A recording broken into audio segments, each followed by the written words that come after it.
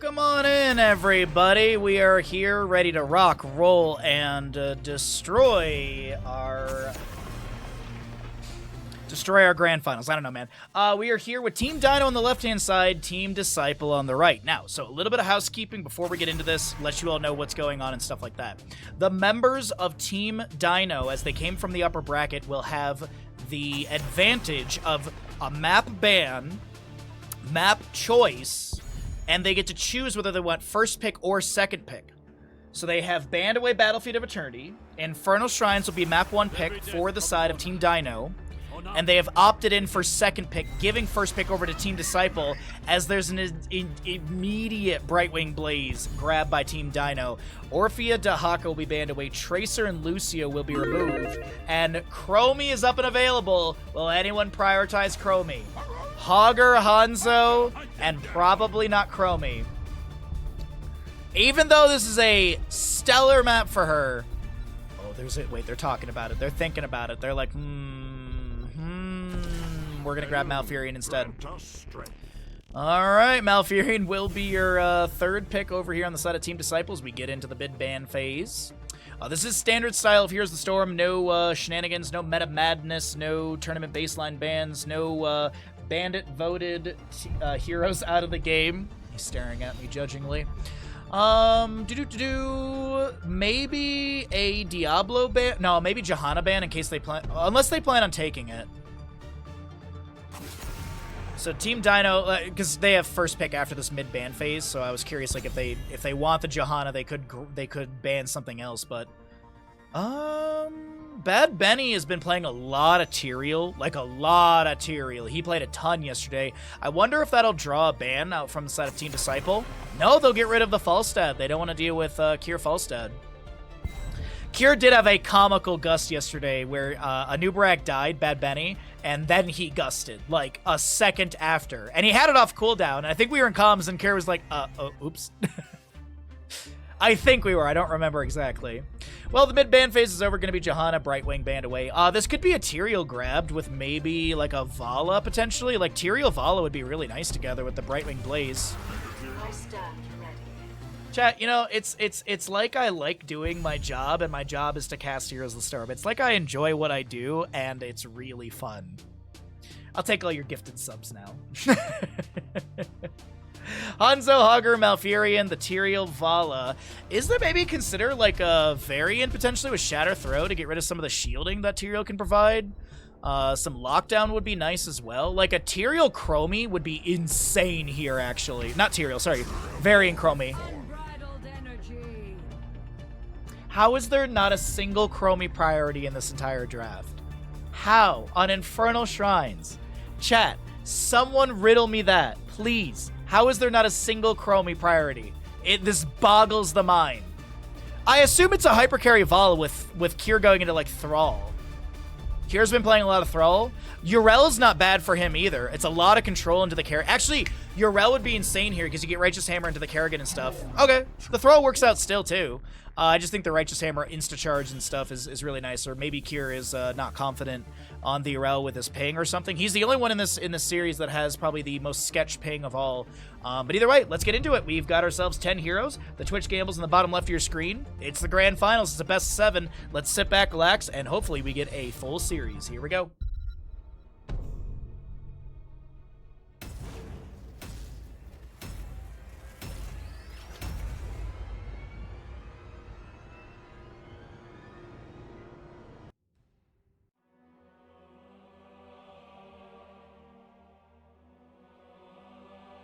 As we're loading into map number 1 of this grand finals, I just want to thank all of you for watching the stream, hanging out, supporting, lurking, chatting, all that good stuff. Every little bit means a ton to me.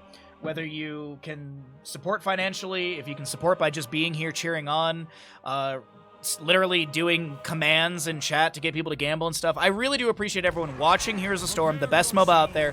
Thank you for supporting this channel, because there's a lot of places you can be watching Twitch content. I really, really do appreciate all of you. Thank you for being amazing. Thank you for being part of this community, and thank you for being you. Left side of the map will be Team Dino as we get into this best of 7 grand finals. Captain Rex on the Brightwing, Dino on the Vala, Kier playing the Thrall, Copen on the Blaze, and Bad Benny is your Tyrael. Right side of the map is going to be Team Disciple. We're looking at an Ubi Hogger. Nagram on your Diablo, Disciple Kerrigan, Scorch Malfurion, and Marinas is going to be on the Hanzo. We cannot tarry. Yay. Yay, indeed. But it's like the Chromie yay, you know? Yay! Overpower into Bad Benny immediately. Kerrigan combination looking for the Primal Grasp and Impale. Copen goes in with a Jet Propulsion, finds no purchase of a stun. Scatters are pretty good for Marinas, but it is going to be a target practice level 1 for Hanzo. Emerald Dreams, Fury of the Swarm, a Soulstone Diablo, and you're on the prowl for Hogger. Rolling Thunder Thrall, Adrenaline Stimpack Blaze, you've got your Hypership Right Wing, Creed the Hunter for the Vala, and Tyrael goes into Ardent Restoration, the Regeneration Globes, as Marinas rotates around trying to get some of these Qs to get that 30% range increase off the gate, or out the gate? Yes. Starks and all inner. We got a 250,000 gamble on Team Disciple. Any matchers? Arcane Punisher for the bottom lane will be the first one of this map 1. Blaze and Hogger mostly just focusing onto their waves. Hogger will get a kind of W-ish shape bounced. N-shaped? I guess it's N-shaped. And so he'll be able to back away and forces Blaze behind the front gate. Excuse me. I'm drinking tea too fast here. A phase shift from Brightwing helps out Bad Benny South Pool. And a bottom lane camp will be grabbed. Taking a look over here in top lane once again from the Blaze Hogger matchup. Yeah, exactly, Moofins. Exactly, bud. That's literally the voice line I can hear in my head.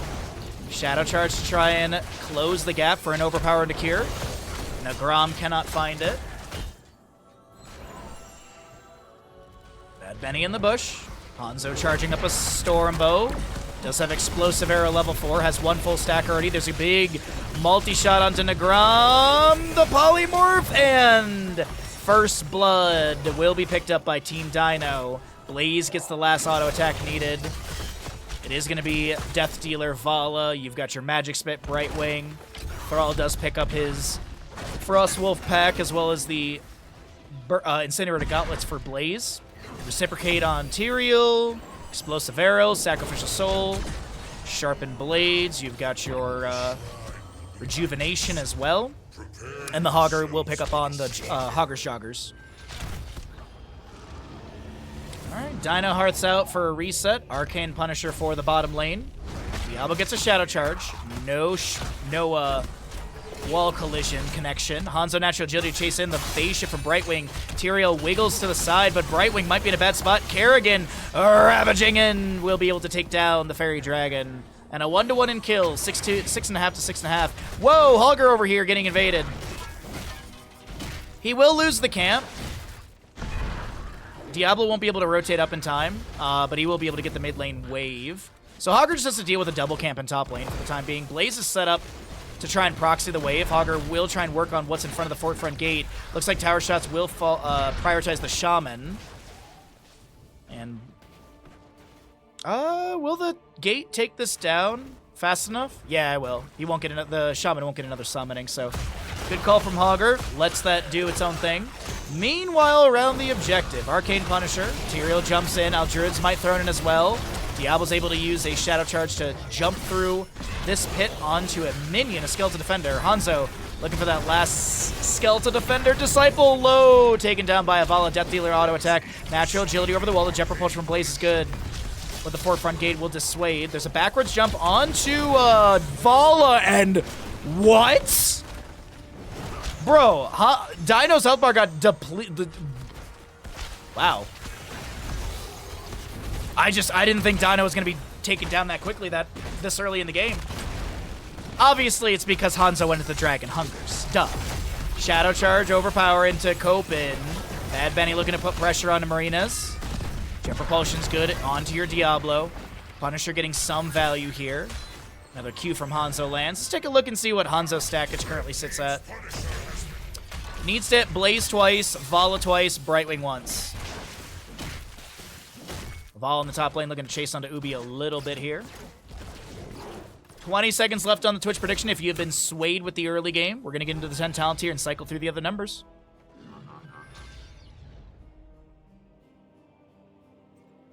Vala gonna take a very safe rotation back over to mid lane. Maybe scouted by the Hogger. Disciple saved by the Hogger's staggering blow. Does he have a Hog Wow? No way! Thrall gets the hit needed. Hogger is going to die.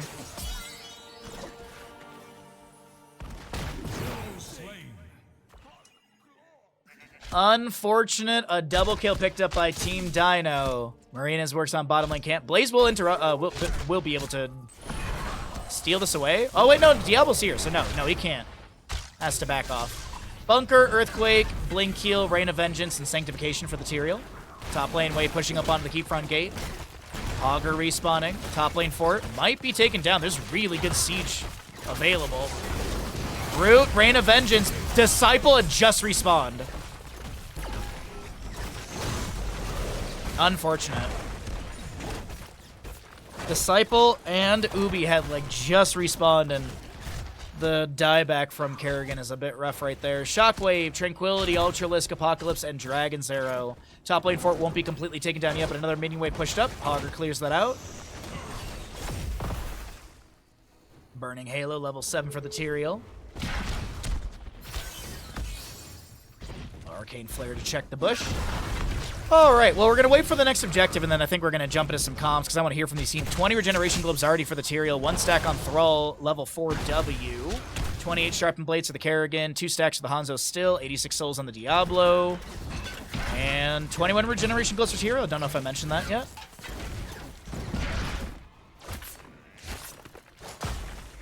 Kier gets a Chain Lightning into Nagram. New wave is here. Shadow Charge, Overpower, Dragon's Arrow, Soothing Mist into the Kerrigan combo as well. Big root from Malfurion. Earthquake from Thrall will activate. Diablo taking a few tower shots, but Hanzo gets the damage needed. Big cleanse from Malfurion trying to get out of that Earthquake. Apocalypse activation. Soul Stone is fully filled of souls. I don't know. Kerrigan and friends will look for more here. Tyrael did use... Oh, Malfurion. What's going on over there? Tyrael did use Sanctification during that engagement, delayed out another kill. Malfurion to be picked off of Vala, Thrall taken down, and Hogger sets up for the objective phase here. Huh. Nicely done. I guess let's do some Disciple comps.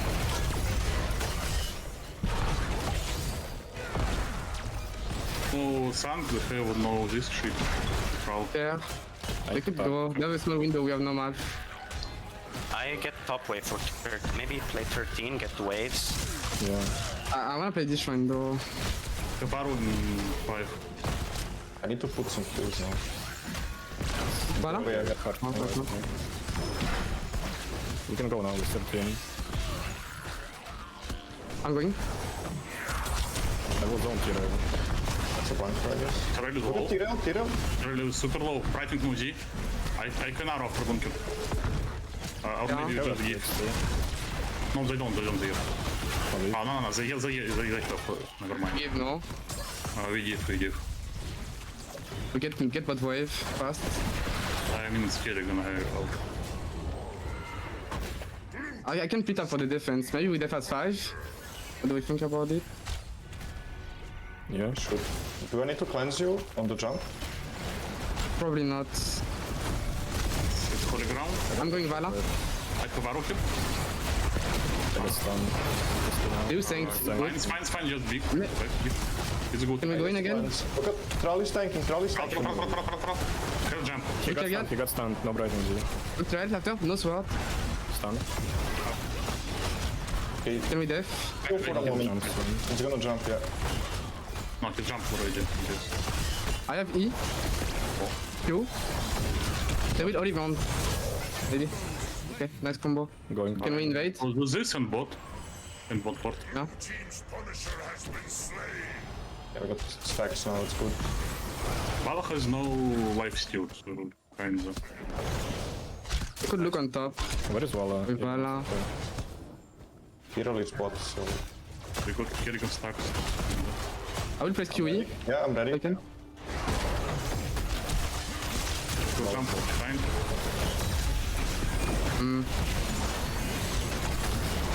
Are you fine? No, Killian is dead.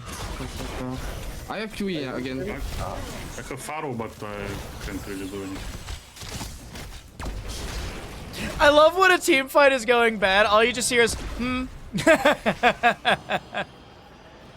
think that's Nagram in the background that you just, like, when something goes awkward, he's just, Anyways, some defensive comms, a loss of life on Kerrigan, but decent defense in the mid lane. They just save their fort. They don't get any counter pressure on taking down any structures, but still getting the mid lane Impaler camp is not too bad. Diablo's still trying to find shadow charges. You heard Nagram in the channel in the comm saying, like, I have QE, so talking about how he has shadow charge over power. And I think you heard a W one time in there as well, so he has a fire stomp. So just really quick clear comms. Impaler camp picked up by the side of Team Dino as well. Kerrigan ravages in. They're going to get the shockwave onto the Tyrael. He will be able to get cleansed by the Brightwing and rain vengeance from Vala. You also heard someone mention in the comms that Vala has no life steal. She went into Gloom at level 13 instead of the Tempered by Discipline.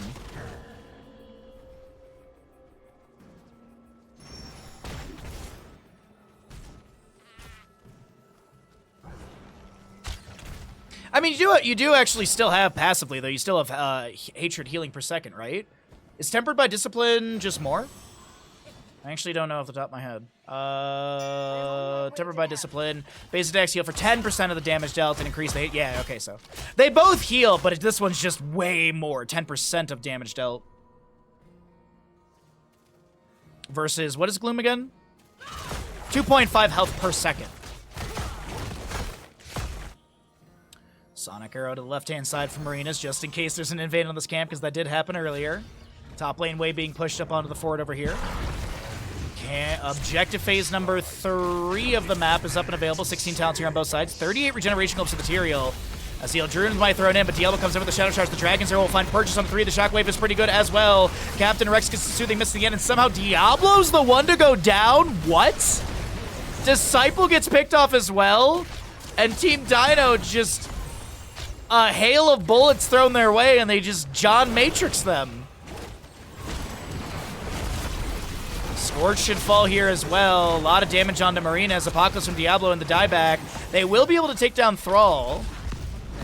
Shadow Charge on to Blaze here. Body block, or sorry, Holy Ground from Tyrael is pretty good. Ubi tries to spin out, but is going to be taken down. Dino gets the face shift from Captain Rex.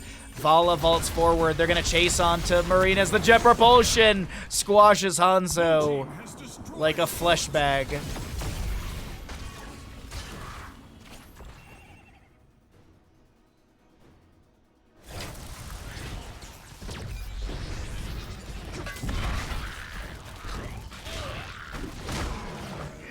Vala getting pressured by Diablo, but there's so many allies around, and they're going to miss the Rain of Vengeance, but I think Vala has the sustained damage. I mean, she's got... yeah. Vaulting forward. Disciple's probably dead here, actually.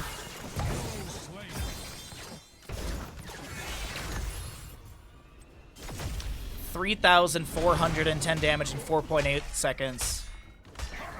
Dude, just Manticore value, man. 922 on a hit.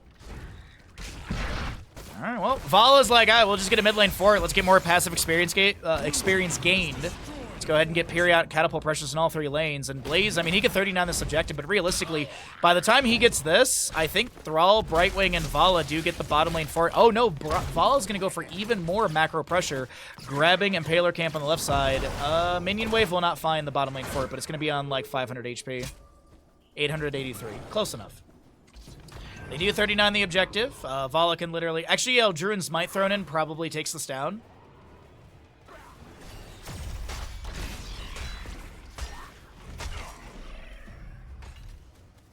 If... sorry, question, chat. I just... This is how my brain works.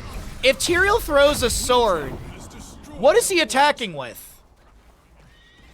Because isn't Eldruin's his weapon? So, like, if he throws the sword and teleports to it, what's he smacking the wave with? Or is he throwing, like, a ghost of his sword? Anyway, sorry. Just, if anyone knows the lore on it, it just popped in my head. I was curious. 20 talent, Earth and Shields. You've got your Fortified Bunker, Blink Heal with Invisible Friends, Farflight Quiver, and Tyrael's probably Holy Arena. Oh, he could go for the new level 20. Which got used like twice, and then no one ever touched it again with the Archangel of Justice.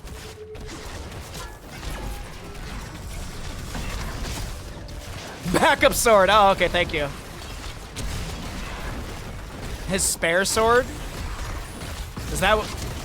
I hope he doesn't refer to it as that in public. Sounds like a bedroom sort of thing. Diablo finds his full stackage on the level 13 with the Shadow Charge into the enemy. The Dragon's Arrow into Shockwave. Bad Benny gets the Sanctification down on the ground just in time. The bunker comes out from Blaze as well. The Ultra is cleared away. And I can't believe it. Earth and Shield's helping out a ton here as well. Top lane keep goes down. Team Dino want purchase of map 1. Jet Propulsion misses. Kerrigan combo onto Thrall is okay, but he's got so much shielding, and Vala's got max hatred working on the shielding of the core. Kerrigan trying to clear out the catapult in the flank, or in the lane. Punisher gets the jump, the Rain of Vengeance. Diablo goes down, no souls for him to buy back in at 82. Blaze will be traded. Cure a little bit low. Scatter's fired out, but it does not seem like Team Dino can end here, or they want to end here.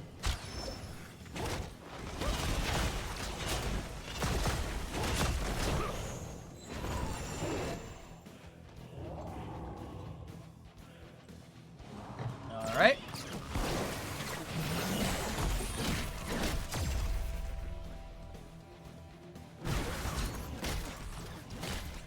Team Dino, they've got the pressure, but 20 talents here on the right side is here. Psionic Shift, Hellgate, Bullseye for Hanzo. We've got the Lunar Shower on Malfurion, which if Moonfire hits a hero, its cooldown is reduced by 1 second. The next Moonfire within 6 seconds deals 20% more damage. This damage bonus stacks up to 60%. We also have the Power Spike for the Hugger.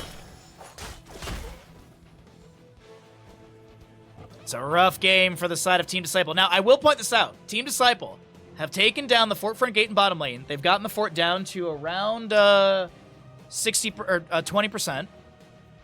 If Team Disciple can get this next objective plus a few kills, they actually could win map 1. You might be like, but Bahamut, they're down 7 kills and they really haven't found a good team fight. Well, you never know. Dragon's Arrow is going to go pod racing across the map. Now this is pod racing. And we'll see that when it rounds past on the right-hand side. And bottom lane Impaler Camp is going to be grabbed here. All right, well, we're just waiting for the Arcane Punisher.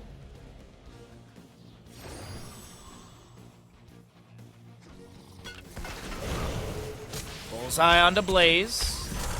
Storm Bow hits as well. Piercing Arrow level 16.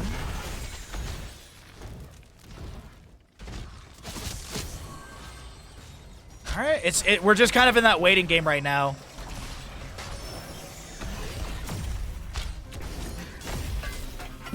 Druin's thrown into the bush. Holy Ground activation. Bottom lane keep front gate being poked at. Dino trying to build back up max hatred so they can outrange buildings or towers and keeps. Just a slow burn in this bottom lane. Hogger working on mid lane, so it's 4v5. They can't step up here. A lot of defensive tools as well with Earth and Shield, Sanctification, Rain of Vengeance, Blink Heals, Soothing Mist. Top lane wave crashing in. This will be your Hogger clearing that out easily. Mid lane Impaler Camp worked on as well. All right, this is do or die for Team Disciple, I believe. Looks like Fallen Shaman be grabbed. A lot of retreat pings. Negrom sets up in the Giga deep flank. Finds the Tyrael, okay. Top lane, ooh, that's unfortunate right there. That's going to need to be dealt with. Yeah, you can even see Hanzo is hearthing out. That's really unfortunate. Blaze checks the bush with... Oh no, Hanzo's going to cancel the hearth. Okay, they're going to go in for it. They're committing to the objective, 17 of 40. Dragon's Arrow is good onto the Blaze. The Bullseye, the Shockwave will come through. The Earth and Shields from Thrall activated. No damage onto the core just yet. The Fallen Shaman pushing things up. The minion wave getting a little bit of value. Hogger tries to weaken the mid lane wave, but they got to commit to this objective. Staggering blow finds Bad Benny. Jumps to the side. Chrysalis from this Kerrigan. Apocalypse Diablo. Sanctification comes down to the ground. We do have Val on the side with her sustained damage is so good. Snaps with full souls. Is not going to go down. The Tranquility from Malfurion providing that armor. Disciple trying to back away through the bottom lane. Kerrigan combo pulls them in. The root from Malfurion is not enough, and that will be Kerrigan falling. Catapults have arrived at the core. Shadow Charge from Diablo. Overpower Shadow Charge. Diablo gets taken down. Malfurion going to be chased here as well. A couple autos will be enough to pick him off. Vala sidesteps the root, and that will be a kill into Hogger. They move in through bottom lane. The core's already dropped 20%. More than that from the catapult that has arrived, and this is going to be Team Dino with purchase of map number 1. They will be able to get the first map in this best of 7 grand finals. Diablo has AFK'd as the map goes over to the enemy squad of Team Disciple.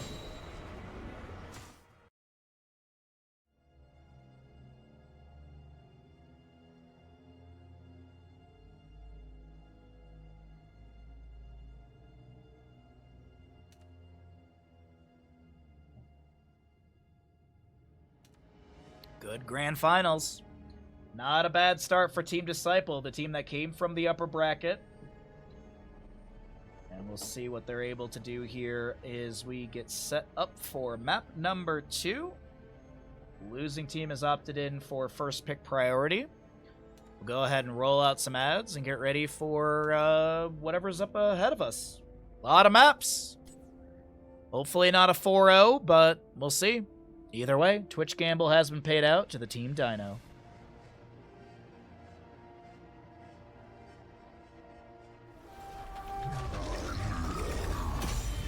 Grumbling noises as we make it into map number 2 of our best of 7 grand finals. Thanks for hanging out, everybody, as we get into this game number 2, or map number 2. The losing side of Team Disciple has opted in for first pick priority, which will mean Team Dino has the map choice and has chosen to take us to Alterac Pass. We have a first ban Lucio. No way! Maybe we'll get a Chromie ban, so that way we can not even still draft Chromie. Once again, a good map for Chromie. Great map for Mephisto, good map for Anubarak as well. Realistically, Bad Benny can just keep playing Tyrael until it's either taken from him or banned away, because Bad Benny's Tyrael is... That last game with Bad Benny's Tyrael is insane right now, and Tyrael did have adjustments in the most recent patch, but also Bad Benny's like an insanely good tank player, let's be honest. Credit where it's due. Tracer, Lucio, Zeratul, Hogger. First pick over to the Team Disciple. Will they go global? They will grab the Brightwing right away. A lot of Brightwing, a lot of Malfurion. Not a lot of Anduin today. I think we saw like 1 or 2 Anduin games, but it's pretty much been Brightwing, Malfurion, and Rhaegar have been the 3 priority healers, with a little Anduin peppered in here and there. Boo-doo-doo-doo-doo. For Alterac Pass, the first couple picks, what are we going to get here? Junkrat's really good for a delaying objective. Blaze will be picked up with that as well. All right, well. That's that. So they have the Brightwing. Dahaka's up if they want a double global. They could go into a Stitches. Not Stitches, sorry, my brain today. They could go to Dahaka, they could pick up a false set if they want to do the triple global, but I feel like that's a little risky. Every death comes honor. With honor, redemption. I believe Team Disciple has literally played a Hanzo every single game. I don't think they've not played a Hanzo in a game. Marinas really likes their Hanzo. But Anubarak will be grabbed, so delay around the objective with Beta Barbs potentially, solo the objective with Legion of Beetles. I mean, it doesn't have to be Legion of Beetles, but that just helps out.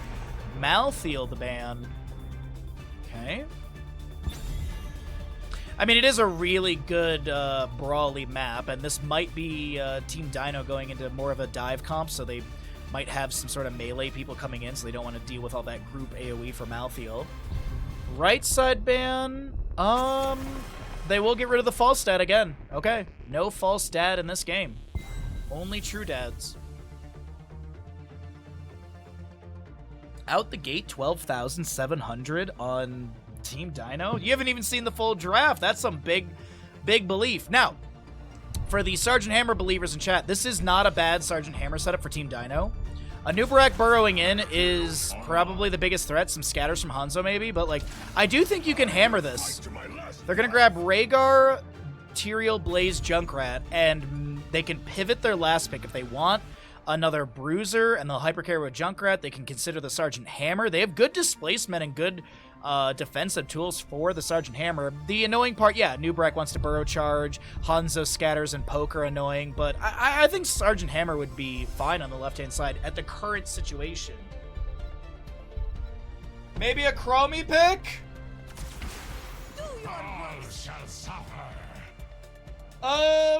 With Yrel Leorc, I don't think you want to Sergeant Hammer this. I don't think you want to. Oh, dude, what if they Zool Jin?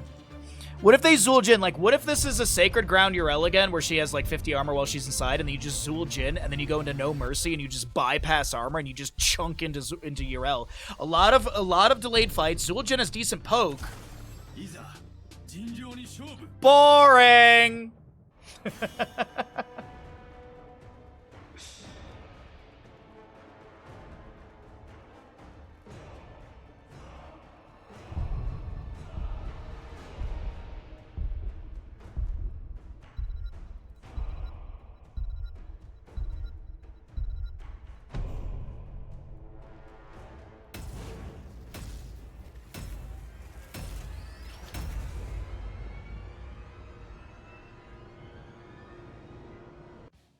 Oh wow, it's Genji.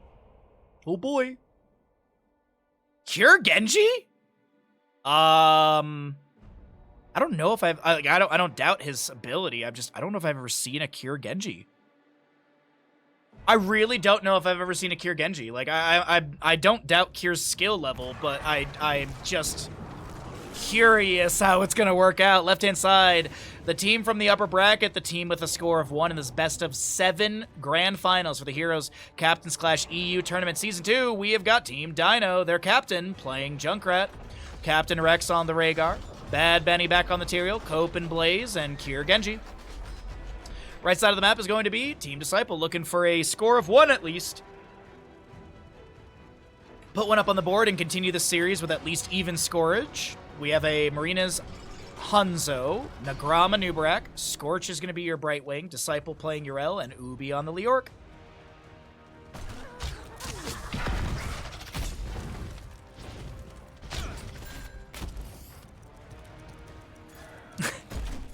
I forget about the Hanzo spray that has the little dude that's holding up the arrow. I forget about that. Alright, just making sure I have player vision set up. Ardent Restoration, Feral Heart, Adrenaline Stimpack, Extra Wound Timers, and Agile Dismount. Osin's Renewal, Hypershift, Light of Karabor, Scatter for Hanzo with the Simple Geometry, Legion of Beetles and Nubarak. Burrow Charge finds purchase. Hanzo trying to get a good scatter. Marinas is able to get another couple stacks off the fort front gate into the face of Blaze. Junkrat with a few grenades onto snaps here. Nagram trying to get out. That's going to be a phase shift onto from Brightwing. Soothe miss activation. Anubarak burrows towards the bush to try and break vision, but Rhaegar lunges in and gets the bite on the booty. Captain Rex with first kill for the team.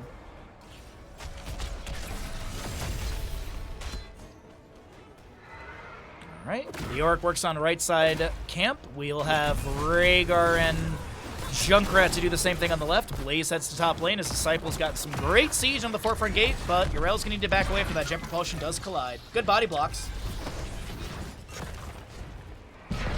Genji jumping in, Swift Strike, couple shurikens and autos. Burrow Charge from Anubarak finds a good hit on the Cure. Into the Impale. Disciple taps well. You see the mono over time. That's the signifier. Hanzo and bottom lane might get dove on, but Marinas has the natural agility over the safety of their own fort front gate wall. Throws back a Stormbow, a Scatter to try and hit someone, but nothing to be found. Mid lane. Back and forth over here. Genji looking to push things up with the allies. Shuriken Mastery level 4. You have the Taster Explosion for Junkrat. Reciprocate. Incinerator Gauntlets and... Marinas is dead. Earth Living Enchantment for the Rhaegar. We do have the level 4 Aegis of Light. Upon landing, Avenging Wrath grants other nearby ally heroes 40 armor for 5 seconds. It's probably still going to be Righteous Momentum, but there is the possibility for the cooldown reduction at level 7 for the Avenging Wrath as well. Paralyzing Rage. We'll also be seeing your Serrated Arrows. You got the Magic Spit Brightwing, Bed of Barbs, and as I mentioned, that Aegis of Light. Ram trying to back away. Tyrael, Druin's Might trying to get the body blocks. Brightwing auto attacks onto the Tyrael to try and dissuade. The tower shots do the same. Bad Benny cannot find the kill. Stormbow gets a good hit. Bad Benny getting chunked. The Scatter does not find the damage they're hoping for. And the Eldruin's Might allows the Angel of Justice to back away and hearth out with a totally legal skin. I don't think they really care, though. Keep our prison camp from being captured. If no one has complained to Bad Benny yet, I'm pretty sure these teams don't really care. Secure the cage before it's too late. I mean, really, that's what it comes down to in the end. I mean, if a team doesn't care using an invisible horse, then whatever. It's the skin, but for Tyrael, that's why. It's sad that some of our best skins are banned out in some of the Heroes tournaments. Like the Mecha Tyrael, Cuddle Bear Stitches, Marauder Muradin. It just has to do with how animations look on the ground, or where animations come from. Granted, the Kael'thas skin, that used to be an issue with the old Sky Temple coloring, but I believe the Cybernetic Kael'thas is still banned away in tournaments. We have 17 seconds of channel time left to go, as Blaze and crew are going to turn the tide of the battle into Marine as this... Oh, that's a really good Eldruin Smite forward. Is going to be Burning Halo level 7. Someone will get that last auto onto Hanzo. It's actually Bad Benny lands the Smite. Nubrak split. Is there a lunge in from Rhaegar to bite the butt? They don't even need to. Junkrat finds the kill. Uh-oh, Captain Rex may get taken down. Is there a self-heal? Rhaegar hides in the bush. Oh my god. Team Dino with 7 kills to 0. They will get objective here. And Genji's still working on a wave in mid. No, I'm just kidding.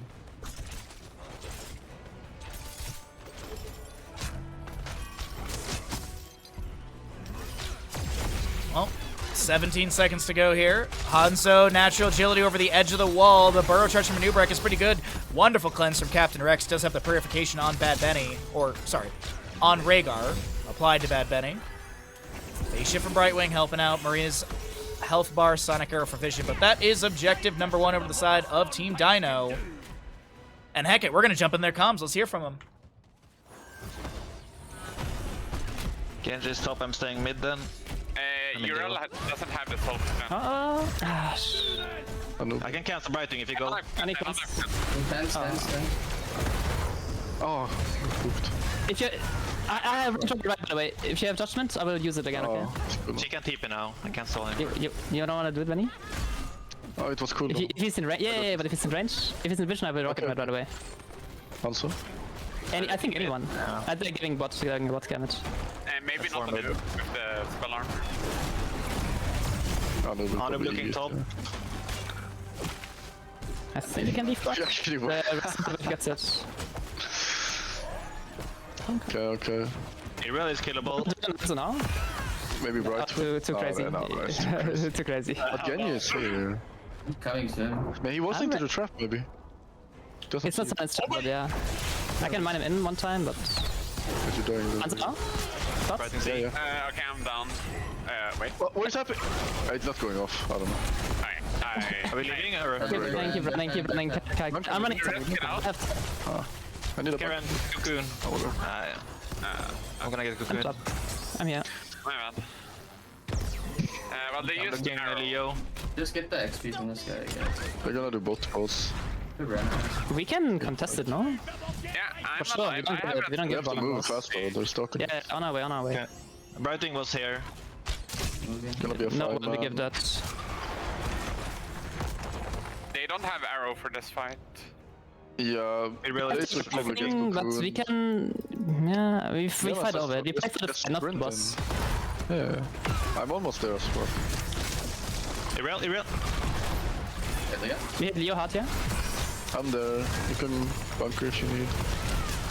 I got it cancelled by bunker it's as well. I can't reach Finish the him. boss. I can't. You still win, I think. Maybe. I'm gonna bunker I soon. have a mine now. Yeah, we have it. Spirit. Bribing. Wait. Yeah, we can chase this. No fort. Oh, I'm one though. do I judge myself? Oh yeah, I judge with Anu. Anu. If you live. Yeah. Anu now. I will go on you well. I'm recalling for camp. I'm running top right away. Don't. Leo spawning. Don't. I'm going camp. Yeah, I'm running top. I'm running to camp. Well, it sounds like Team Dino has picked up a very interesting combo that I don't think they've really practiced. So we stayed in there for a while because over here there was you saw Dino use Rocket Ride at level 10. And the game plan is effectively charge in with the Judgment, Rocket Ride the target. But the timing is not practiced at all because literally Dino starting Rocket Ride, Tyrael Judgment comes through, and they're not lining up at all. But you know what? If it works, it works. And it seems like Team Dino, they've got a silly comp. They're laughing in comms, which is one of the most important things in a competitive game like this, especially grand finals. They're having a good time. They're jiving. It's just a good time for this team. They're leading this map with 6 kills. Let's call it a 1.5 level lead. Talent to your advantage. Like, you're cozy. You're not throwing. You're not lackadaisical, but you're having a good time with your team, and it really does show in the comms. What's up, Top Gun? How you doing, bud? Good to see you, bud. I hope you've been well, and hopefully life is treating you pretty decently. Oh, sorry about that. Camera jump. We have jet propulsion Blaze missing right there. Entomb from Leoric, Genji, Shuriken Mastery's done. The Burrow Charge from Anubrak will be coming through. We do have a few more grenades thrown in. Dino trying to reposition with the concussion mine. The Rhaegar is the one to be going down. This is going to be Copen a little bit low here. Tyrael Judgment to try and create space for Copen to back away, but Leoric is going to be able to close the distance, and that will be a kill onto Blaze. Righteous Hammer from Uriel trying to run into Disciple here. The scatter will be good. Marinas is going to get some revenge for earlier, and 7 kills are now on the side of Team Disciple. As they start objective, Uriel soaks bottom. Hanzo Brightwing push mid.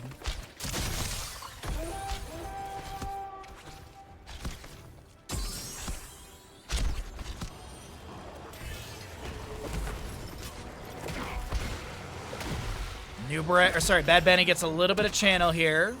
Oh, no. Yeah, Ubi gets a little bit of channel. I always flip, whenever I look at these, I always flip them. My God. Anyways, it is going to be channel over to the side of Team Disciple. Finding a couple kills, equalizing experience, about 15.5 to 15.5. Brightwing delaying out the Jailers. They only need 8 seconds of channel time needed. I don't think there'll be any delay. Hanzo going to chill around just in case Brightwing needs a blink heal target. So you see him kind of off to the side there. Oil Slick goes down. Brightwing blinks away. Self-cast speed boost with the Pixie Dust. We have Camp on the right side grab. Nagram is a little bit low. Tries to burrow back onto Tyrael. But Bad Benny's already able to jump out. Went into Sword of Justice, no holy ground, level 13. 16 talents here, faster on the left, but it should be picked up here through this mid lane wave on the side of Team Disciple, as that's going to be a jet propulsion in from Copen. Bad Benny throws in the Eldruin Smite, looking to put some pressure onto the Hanzo. Jumps back with that Sword of Justice, level 13. It is also going to be your Bound by Law as well. Mid lane wave pushing into the mid lane fort. Top lane going to be crashing onto the fort over there. Leoric did push things up a little bit to be able to join in with the allies, trying to get this mid structure taken down. Genji clears up bottom. Uriel proxying the wave. Genji clears not that great, so this actually might be the objective in the mini wave, taking down that bottom lane fort. Judgment from the Tyrael. Here comes the rocket ride from Junkrat, and Anubrak is not going to be able to burrow charge or anything away. Lands the cocoon onto the Tyrael. Rhaegar will be traded in the backline. Copen on the left-hand side of this engagement, able to jump inside the bunker. The holy ground from Uriel, sacred ground from Uriel, is going to be able to offer up some sustainability for her as Blaze does go down. Kira getting body blocked a little bit, has no deflect or anything to take down Scorch. There's a great scatter, but it's not enough. Hanzo gets taken down by the Shimada Bro. Dino Concussion Mine trying to head them off at the pass here. As Tyrael is looking to back away. Skeletal Swing, a little bit of shielding. Drain is applied, and the Drain takes down Tyrael. Cure able to get that Swift Strike to the side. Uriel Righteous Hammer charged up. Disciple takes a bit of damage, giving some cooldown over to the side of the Tyrael. Righteous Hammer still charging up. Steel Trap goes on the ground. Righteous Hammer avenging Wrath. Sacred Ground. Uriel's going to get blasted to the side, and Disciple can't find another kill.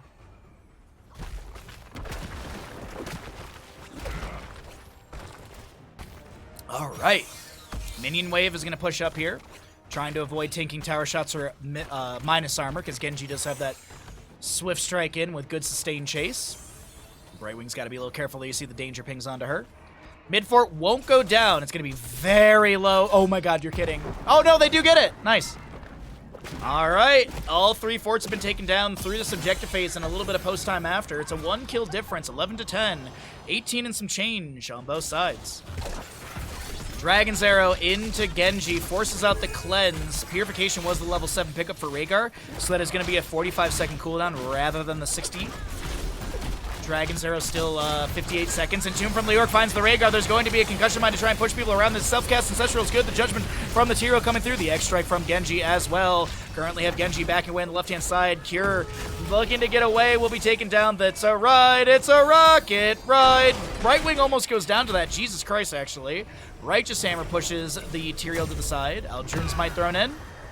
Scorch will Hearth out for full mana and HP. Probably going to phase shift into the team for bottom lane boss, which is pretty telegraphed that they're rotating onto this. Oh, wait, no, a new no. Hanzo doesn't show. I think Leorc, like, feigned that he was rotating back into mid. But this is going to be traded bosses. And for the first time in the series, by the way, Team Disciple have the lead in experience. Nubarak is not going to get... Oh, is there going to be a burrow charge in time? No, Yarvel jumps in with the Avenging Wrath. Disciple in a really awkward spot right now. Throws down the Sacred Ground for that 50 armor. And I think they know they can't take down Yarvel, so they give up the Ghost. Meanwhile, Leorc, Brightwing are pushing up onto a keep front gate. Decent wave over here pushing in, but the Reaver minion tanks a lot of physical damage. 50 physical armor on the Reaver minion with about 2k HP at this point. I think maybe more, actually. 2,420, actually. And objective phase number 3, started by the right-hand side. Will they invade this camp on the left? Hanzo scatter, finds vision. Dragon's Arrow's good. Bullseye to follow that up, but they just pressure onto Blaze and no setup afterwards. 63 seconds on that Hanzo Dragon's Arrow. 88 stacks on Mithril Mace. It is buried alive. Invisible Friend, Seraphim, Rewind, and Bullseye.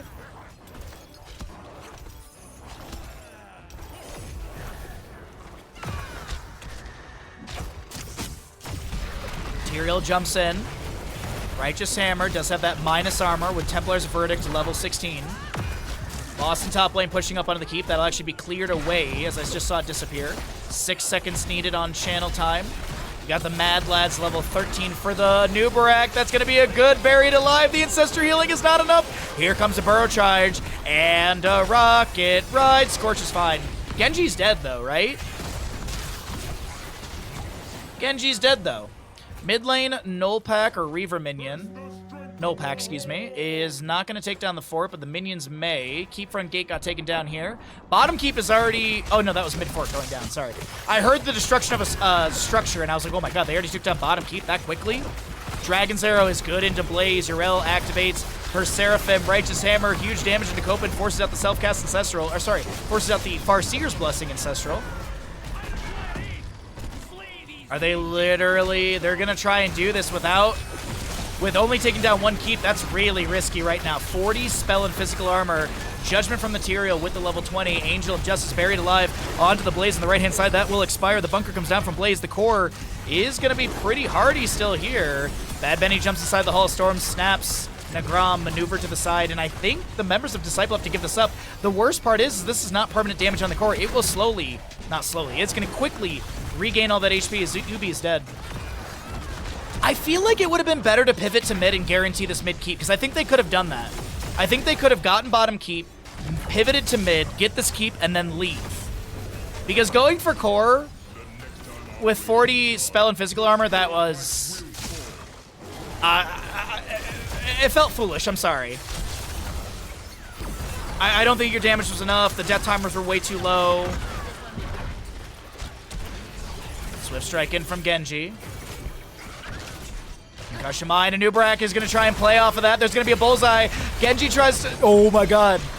Junkrat tries to back away. Burrow charge again. Dragon's Arrow is great into the Blaze right now. Captain Rex is going to get caught by... That should be game. That should be game. They top keep in game. Jet Propulsion to back away. Righteous Hammer with the speed boost. Bullseye. Burrow charge misses, but the Impale she'll find purchase. And top keep in game. Well, well, well. Disciple believers, y'all about to get flippin' paid out.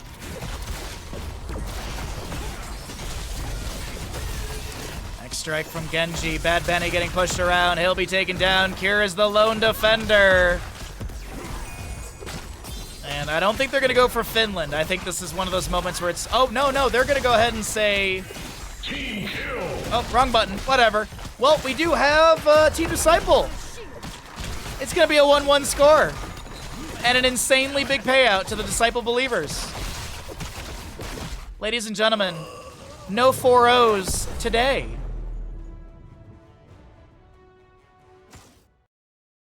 What else is found purchased today? My love for you.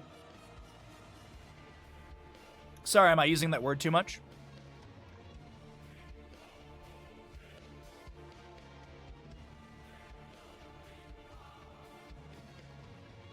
I think the idea was to hold the opponent from clearing the objective in the other lanes, hoping they would take those keeps themselves.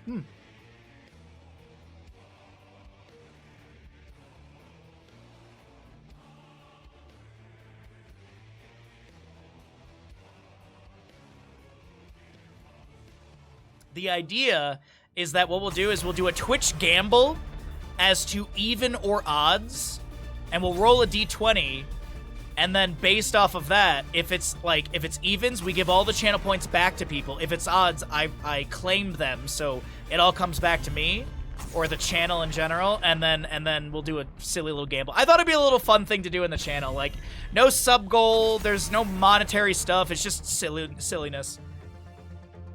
Anyways, that's the fun little thing we have later on. We also have a subathon in September, but we'll get to that when we get to that.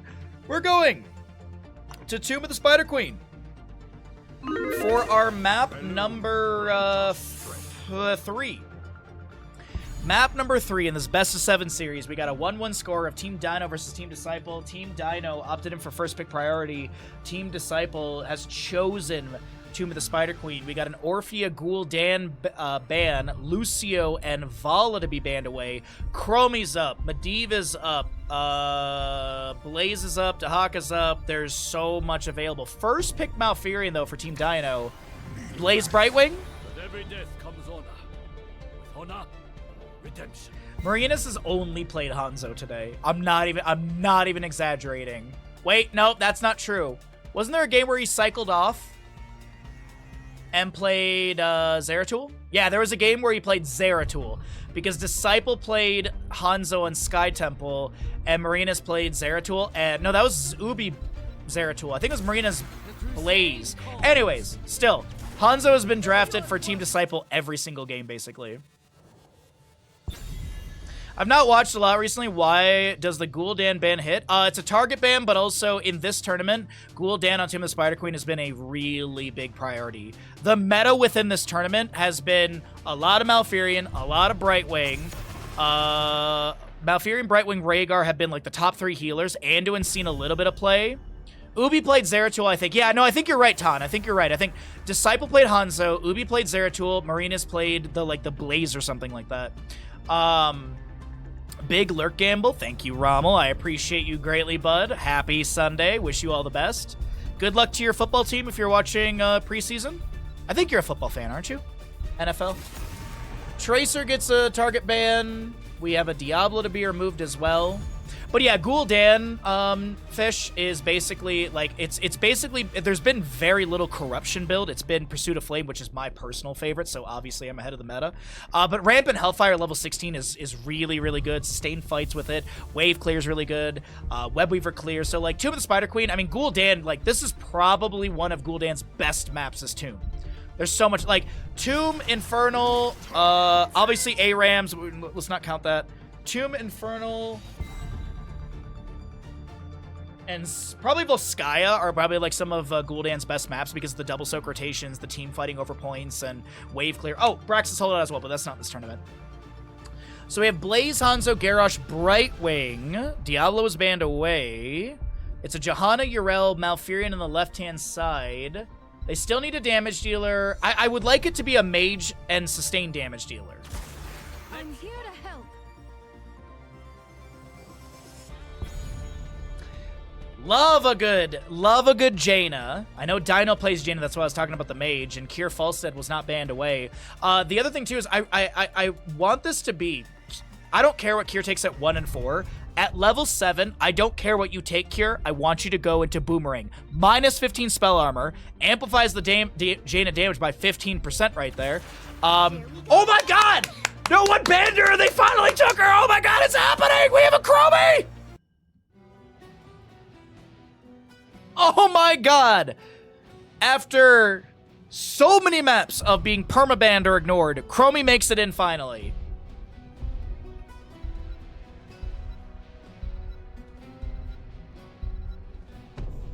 Jaina's good again? She was always good. Jaina's always been good.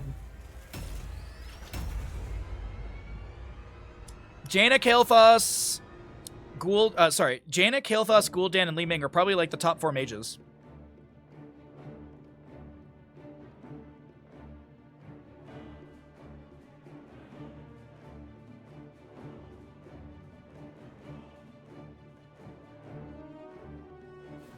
Whee! All right, on the right side of the map, the team that came from the lower bracket, Team Disciple, they just took victory on Alterac Pass up against the members of Team Dino, and the captain, Disciple, will be playing your Hanzo. Marinas is going to be on your Chromie. We've got a Scorch Brightwing, Nagram, Garrosh, and this is going to be a Ubi Blaze. That seems right.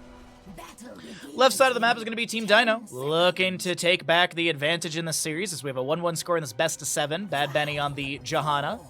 We've got your Copen, Urel, Captain Rex for the Malfurion, Dino on the Jaina, and Kira will be on the Falstead. Bad Benny takes Laws of Hope here and there, and I'm wondering, oh my god, he's going to take Laws of Hope. Stark, he took Laws of Hope. Yesterday, there was a Muradin who took Third Wind level 1, no healing static, no stone form, did have Avatar at level 10, and still had like 20,000 more self-healing than a 40 regeneration globe Laws of Hope Johanna. So just saying, the math, we literally saw it yesterday. We were tracking that from the self-healing, self-shielding stat. I'm not a fan of Laws of Hope. I mean, Shield Glare is so good. Level 16 Holy Renewal, level 20 with the Blinded by the Light for the cooldown reduction on the AoE, the Storm Shield activation, like...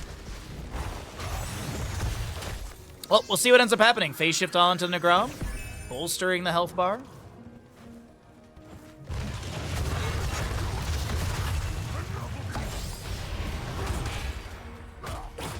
Oh my god, that alert lives rent-free in my head.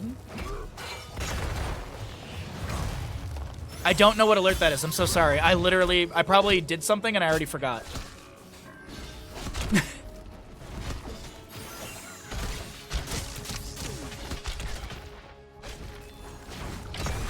Jet Propulsion to the side. Twin Flames thrown out. It is going to be Q build for your Falstead. We have Malfurion with the Emerald Dreams. Laws of Hope Johanna. Jaina going to be picking up the Regeneration Globes for Fingers of Frost level 1. Dauntless Urel, by the way. Q build Hanzo with the target practice. The General Instant Pack for the Blaze. You've got your Groundbreaker Warbreaker for Garrosh. Deep Breathing for the Chromie, as well as a Hypership Brightwing. Chromie will pick up the Time Troubles for the minus 15 armor to enemies, plus 30 armor to allies. Bad Benny turns in a bundle of 15, I do believe, thrown over the wall. Chromie with a few shots in. Bad Benny runs through all that sand, giving a few more stacks of Deep Breathing. Subdue Johanna, level 4. W build at level 4 for the Falstead as well. With the Static Shield. Frost Shards on the Jaina as well. Hand of Freedom for Urel. Rejuvenation, Indomitable. Uh-oh. Time Trap onto Johanna, but Dino's the main target. Drops a Blizzard trying to back away. Nagram in a really bad spot and does go down. First kill picked up by the side of Team Dino as Chromie almost gets the counter kill. Hanzo doesn't step up for the gems! He wanted to try and take down Bad Benny, which is fair, but unfortunately will not be able to get the kill. No counter play. Minion wave will be pushed up into the front gate here. Brightwing heads to top. Morbius Loop level 5 for the Chromie. Johanna's about to get her first buff onto Laws of Hope at 25% at the 10 mark, so 2 regeneration globes needed for Bad Benny.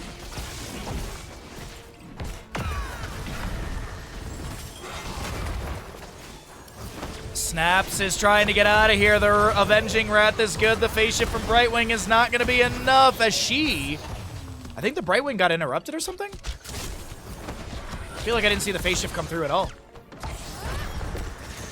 Uh-oh, Disciple. Disciple being run out by Copen. Huge root from Malfurion onto Brightwing. Johanna's right behind. The Jaina Blizzard is really good, and Brightwing has no way of getting away. Hanzo tries to use natural agility. Disciple almost go. No, are you serious? The Moonfire!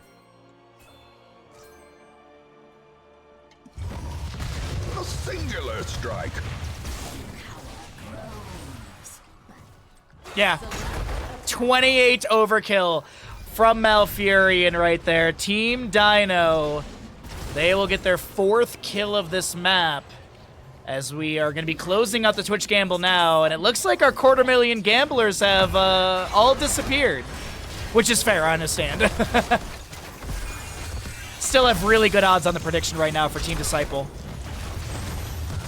Oh, Bad Benny. Bad Benny getting chased by Disciple. Disciple wants the kill. The last auto. The scatter is not enough. Disciple has to back off to top lane and will not be taken down nor get a kill. Lays in bottom, though, is being threatened quite heavily. Has healing over time. That's that well activation. Urel working on the wave a little bit here. Hanzo in top lane trying to defend. Just checking really quickly. It is 55 seconds on well tap. Brightwing clears out mid lane wave. Gets rid of the summonables as well.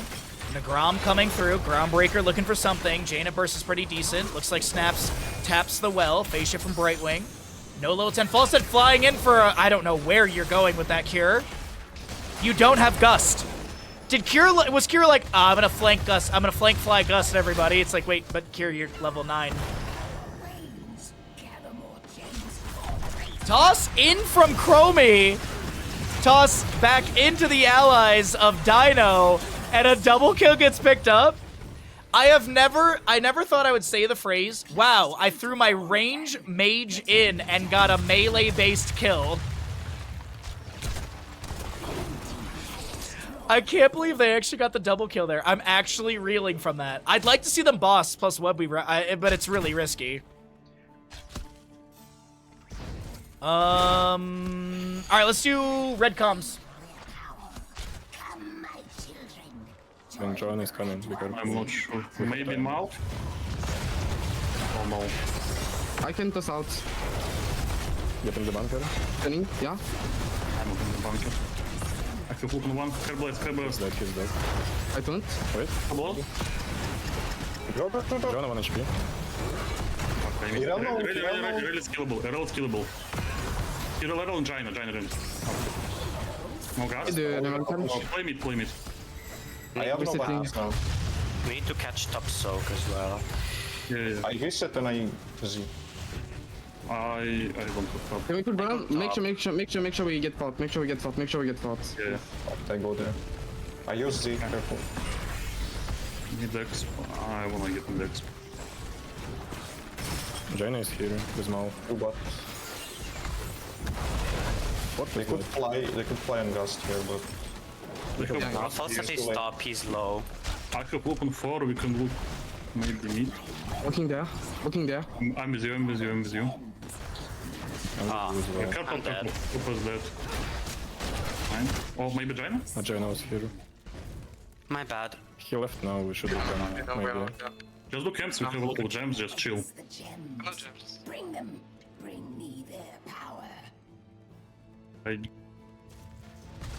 Unfortunate Disciple is a little too far forward there. Gets caught out by the enemy team with the wraparound and the collapse. Falstad is going to start boss.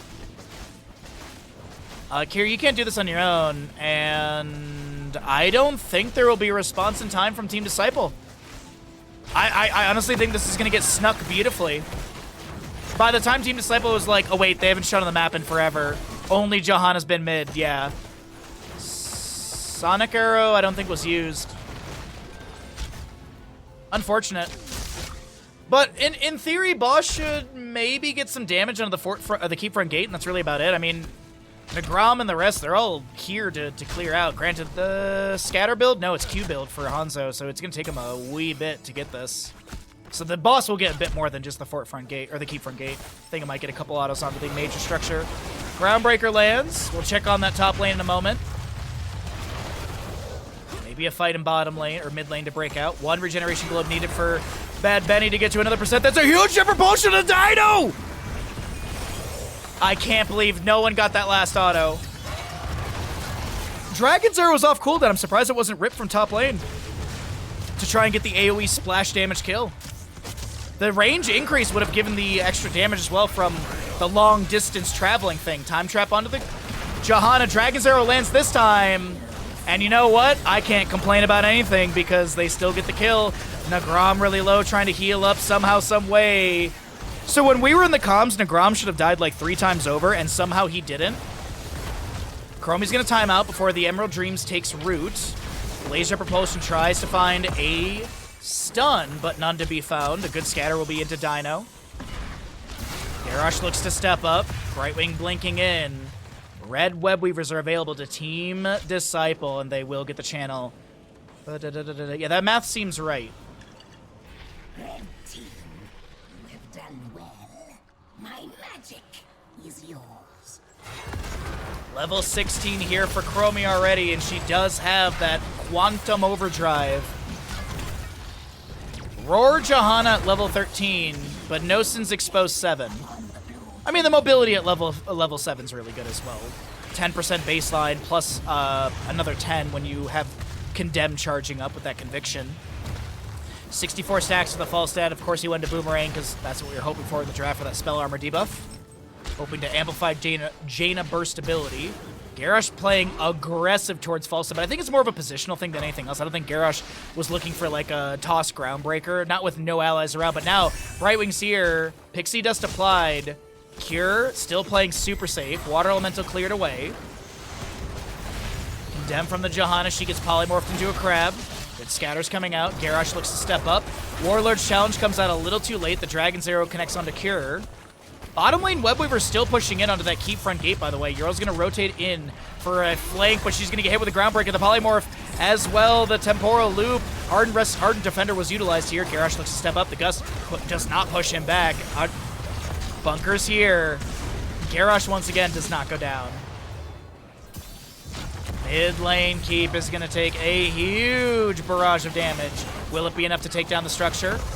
Copen jumps in, eating a bit of the Sandblast damage. Bad Benny looking for an angle. 36 seconds on a Blessed Shield, but no, Bad Benny's just mostly grabbing gems and experience in lane. 64 of 55 gems held on the left-hand side. They're going to grab this Bruiser Camp as well. Blaze starts working on Siege Giant Camp for bottom lane. And all in all, it's a really good back and forth. 5-5 in kills. Experience is nearly 16-16. I think there's a slight experience advantage to the Team Disciple, maybe from later kills. Yeah, later kills. But then it's made up in mercenaries, then it's made up in minions, then it's passive, and then it's structures, and then, yeah, so in the end, it's about a 1k difference. Juggernaut plating. Critterize, you've got your piercing arrow. Big damage onto Copen here. Gust from Falstad for safety. The Dragon's Arrow misses. Groundbreaker is the end of that engagement. Warlord Challenge mid-air on the toss right there, and that's going to be a very low Johanna trying to back away, and Hanzo gets the damage. The blue Webweavers will descend, but what siege value can they achieve if they end up taking down Dino as well? Great route from Malfurion in the disengage. Dino's gonna ice block. Here's Garrosh with a deep flank, but he's getting chunked. Indomitable activated. Yrel tries to jump around here. Righteous Hammer into Blaze. Blue Webweaver in top lane is pretty far pushed up, and that needs to be addressed. This fight needs to stop. And indeed it does. Bottom lane Webweaver pushed back a little bit. Falstad flies to the top lane to try and push things out faster. 91 stacks for Kier, by the way.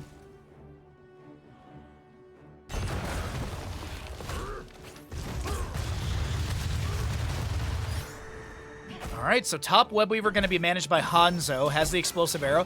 Who does Hanzo need to hit to finish that out? I'm betting it's one hit on probably Falstad. Malfurion, actually. So no 100 extra damage, but he does have the range increase, which is nice. Condemn from the Johanna in mid lane, looking to pull Garrosh around, but great flank from Yrel with a Righteous Hammer into Blessed Shield, and Garrosh does get deleted. The Dragon's Arrow from Hanzo lands into Jaina, but there's so many gems dropped, and those will go down the drain. A Righteous Hammer onto Hanzo. Team Dino may have turned things around with the siege right now. Falstad barrel rolls to safety. Bunker comes down from Blaze. And Disciple does not go down. That bundle lost by Garrosh is rough, and that is going to be boss over the side of Team Dino. We've been keeping comms to like one team per game, but we're in the grand finals. Let's kind of jump around to teams as necessary. Now's a good time to listen to Team Dino and hear what they're going to plan with this boss. We should clear mid. I can hold it a bit. I'm recalling that. Cool. Yeah. Mapping and going to clear mid. They're I do 4 have minutes fly. away from pay. Yo, it's double loop, really scary. I think you cap now though. Okay. Got it. Chromie's showing top. Bot 5 seconds. What are you playing? What are you playing with? I think top right. We got siege. Okay. Maybe we can one-shot Garrosh again. They do have pretty decent defense, but I guess we have good one shot, yeah. No Q on. I'm checking hero. this. Someone? Place also Yeah, low. they're late. Garrosh is already deep. I go Garrosh. Minus armor, minus armor. Not taunt, not taunt. Back. I think. Let's run with Full everything. kite still. We are bleeding on bots. Yeah, we kinda get it. Yeah, we just... Let's fly bottom. Okay, careful Yeah, when we commit like this. We don't have to. I do that, don't think we do the Gust on Garrosh. It's not. I'm trying to gust the chromie too, I just missed it. Yeah, no, but it does not. I don't think that's the point, honestly, because They're going to be discussing team fight tactics right there, and we'll let them discuss their own stuff. I don't want to be rude and showcase team comms when they're trying to adjust their play style. So while they discuss what they want to do and how they want to gust, we'll see the red web weavers descend over to the side of Team Disciple. Mid fort does go down. That's all forts. Oh no, one fort remains in top lane. That should get taken down during this web weaver phase, though. As you heard in the comms, Kier was mentioning that it's double loop, so stuck in a loop level 20. We do have your Garrosh level 1 at 13 of 15 stacks. Hanzo still looking for that last hit on the Malfurion. Brightwing almost takes down the top lane fort, as we do have bottom lane web weaver completely cleared away. Hanzo tries to pick up some gems in mid. The assumption is the enemy team is going to be just below them, so yeah, they're going to utilize some time traps, sonic arrows, just try and scout out the enemy. We don't know where they are because we're hovering vision. My best guess is the members of Team Dino hearth out from bottom, and they're repositioned over here, and that looks like that's the case exactly. They might have run through bottom, but I think it was faster to hearth. A lot of health bars and mana bars looking very full. As 20 talents here does come through, first on the right side, Fortified Bunker, Bullseye. We've got your Titanic Might for Garrosh, as well as the Stuck in Loop and the Invisible Friends for Brightwing. Mid lane Web Weaver pushes up. 20 talents here, Wind Tunnel. Serenity, Radiating Faith, Winter Mute, which is huge, and Seraphim for Urel, which is also big.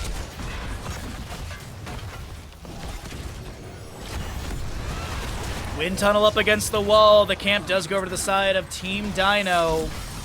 Water Elemental cleared out immediately. Blaze gets thrown in. Dragon's Arrow fights. Amazing setup! Good self-cleanse from Cure right there. Or sorry, from Urel right there. Able to mitigate the jet propulsion damage and stun, or actually just the stun. Urel flank trying to do the exact same thing. There's going to be a... Oh god, Chromie's so dead.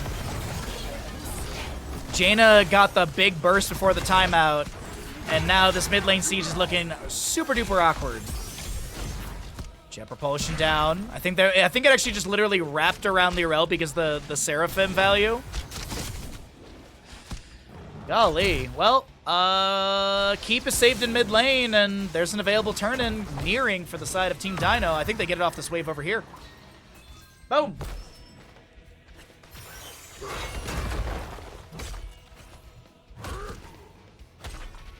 Excuse me.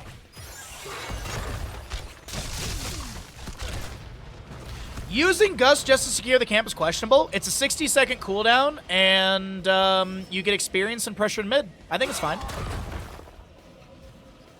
I mean, literally, it's... By the time I read your message and you typed it, Gust is already off cooldown. And they haven't needed it since, really. I think it was a fair call. Can't be too critical of Cure. 43 regeneration globes for Bad Benny. That is going to be yielding 40% of 5,987 HP over 5 seconds. Garrosh looking for the flank here. Indomitable activation. Big Dragon's Arrow. Wind tunnel up against the wall.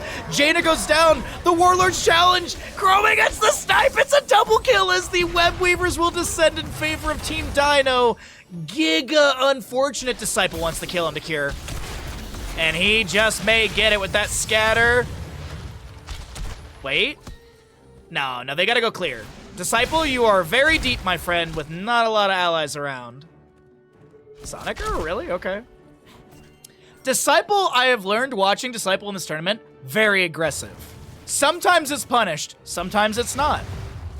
That's a great analysis from your caster here.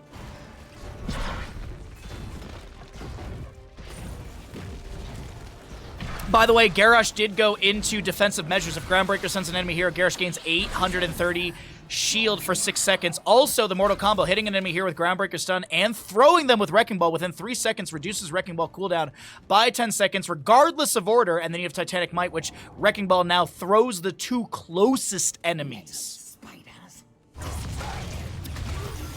Boss plus Web Weaver is imminent because the last 3 gems that were needed are off the wave right here. Good scatter to check. Ubi was already turning in, but just, just in case anyone was in that bush right there's little sandblast from Chromie. It seems like Team Disciple may be able to take us into the next map with a 2-1 score. Uh-oh. Sorry, there's a little lag on my end. Got a little nervous. Bullseye on to Cure. Yrel jumps in for a flank. She's a little split. Polymorph. Ardent Defender. Stuck in a loop. I'm assuming Seraphim for the second one.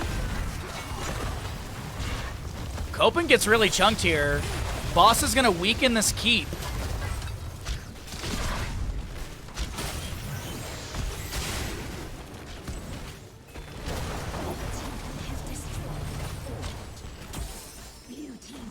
Oh, Hanzo gets his last hit finally. Wait, Garrosh?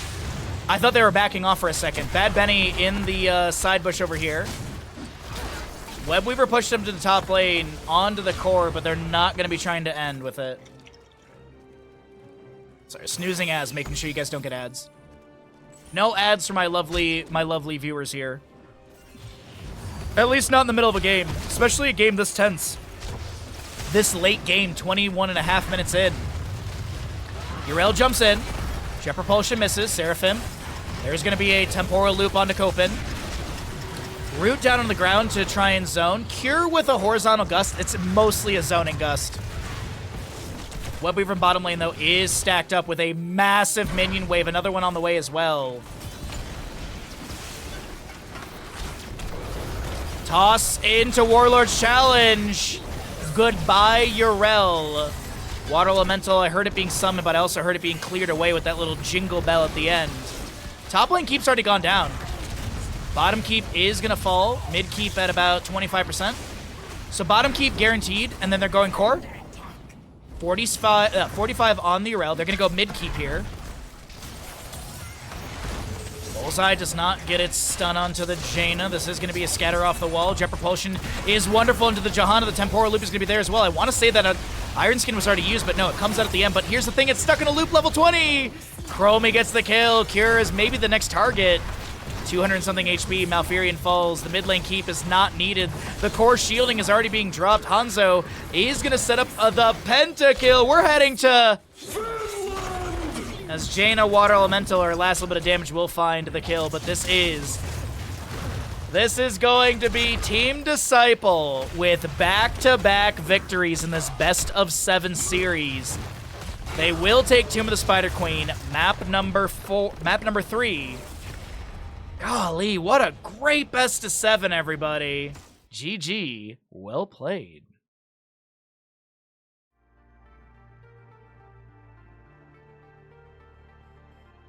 Oh no, we're 4 subs away from 469. What will we ever do? Thanks for hanging out, everybody. We got more games coming up. We're going to go ahead and roll out a block of ads because now's the time to do it since the game is over. We're going to get it set up for the next lobby. I'm going to run to the bathroom. I'm going to get myself something to drink. And when we come back, we are going to get going into another map. Welcome in! gentlemen, we are here ready to rock and roll into map number 4 of our best of 7 grand finals. The members of Team Disciple have had back-to-back victories in the last 2 maps up against Team Dino. And Team Dino, well, they found victory on map number 1, Infernal Shrines, which was kind of one-sided. It was almost like a 12-minute map. Still a very quick map number 1, but then Team Disciple really rallied here and was able to put Purchase into a double win. And now we will be finding out what's going to happen in Garden of Terror. So it's a best of 7. You need to win by... you got to win by 4. Where is my Towers of Doom? Where's my Towers of Doom? Towers of Doom... So, Curse Hollow, Dragonshire, Sky Temple, Towers of Doom, and Volskaya Foundry are the 5 maps that have not been played. Battlefield of Eternity was banned away. Map 1 was Infernal. Map 2 was Alterac. Map 3 was Tomb. Map 4 is going to be Garden of Terror.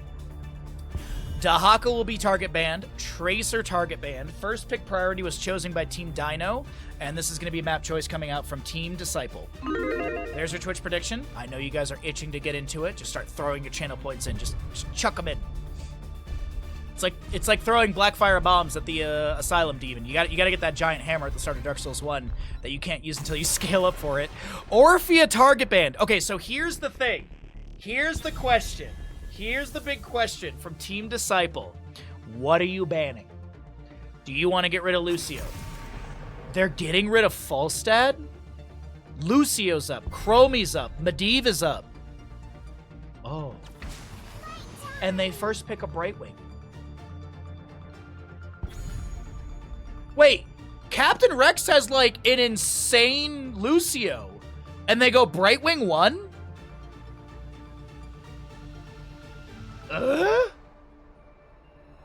I legit thought that was going to be Lucio. Like, Captain Rex's Lucio is so good. Alarak time? I see it. With every death comes honor. With honor, redemption. Another Hanzo with a Blaze? Man, these drafts, man, I can't even keep up. This is just, they're reinventing the meta.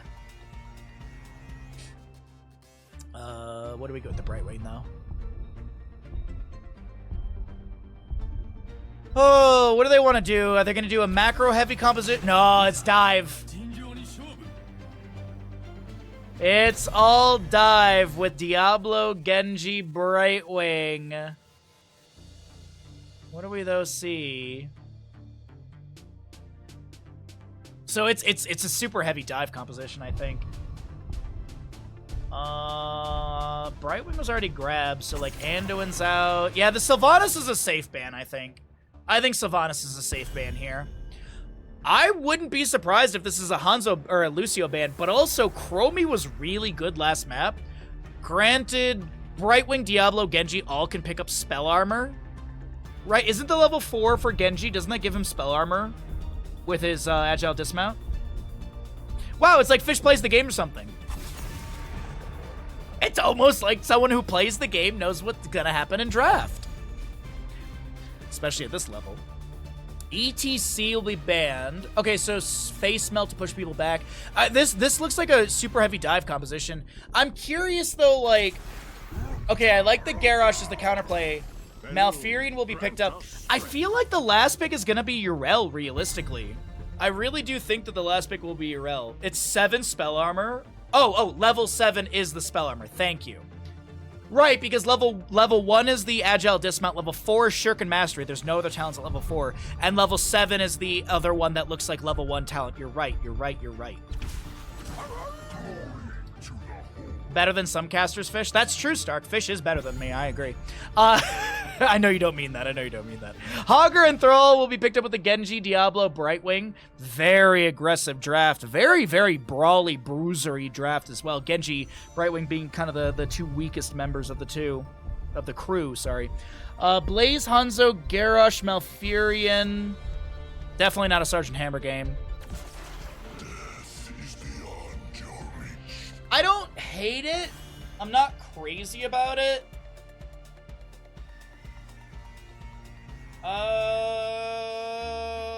I kind of wish it was a Tychus.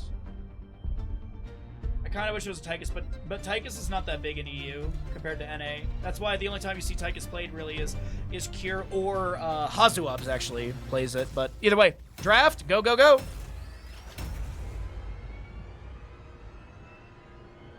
Oh, what is it? It's not Tooth and Claw. That's a Greymane one. It's like Tiger's Claw or something like that at level 4. I know what you're talking about, Stark.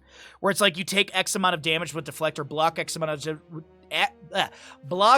damage with Deflect and then like reactivate for like an AoE or something. Right side of the map is going to be the crew of Team Disciple with their captain on Malthael, Ubi, Blaze, Scorch, Malfurion. Marinas is going to be on your Hanzo, and Nagram playing the Gary Garrosh. Left side, they have been struggling in the last 2 maps of this best of 7. We'll see if in map number 4, the members of Team Dino with their captain on Genji will be able to reel things in for a 2-2 score. Kira on the Thrall, Bad Benny Diablo, Captain Rex Brightwing, and it's going to be a Copen Hogger. I need to know for myself. Oh, it's Dragon Claw, not Tiger Claw. I was thinking of Kung Pao right there, apparently.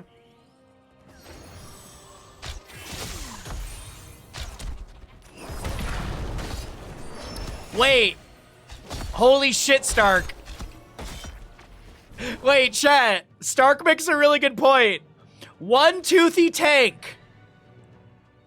1 green healer. 2 bruisers and a Shamata. Captain Rex gets taken down. First blood will be picked up by Team Disciple, and they may make it a double kill. And yes, indeed, Marinas is able to find that last bit of damage into Thrall. Double kill picked up by Hanzo. Double kill out of the side of Team Disciple. Level 1s. Let's talk about them because we've got our lanes already split into here a minute in.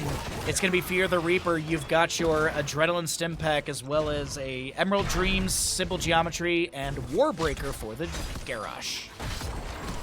Diablo picks up his Devil's Due with a Hypershift Brightwing, On the Prowl Hogger, Rolling Thunder Thrall, and last but not least, Agile Dismount for the Gengu.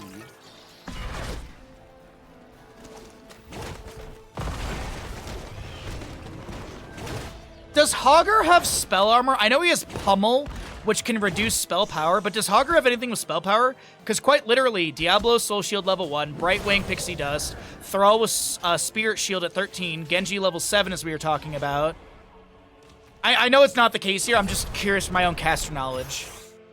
I don't think Hogger has a spell armor talent, right? Just Pummel to reduce spell power. Toss into root, Sonic Arrow, Phase Shift from Brightwing is good, and Copen will be fine. Deflect from Genji allows Dino to back away. Shuriken Mastery picked up. It is going to be Sacrificial Soul for your Diablo. Magic Spit, as well as the Hogger's Joggers, yeah. You got your Throwing Shade, Incinerator Gauntlets, Rejuvenation, Serrated Arrows, as well as the Indomitable.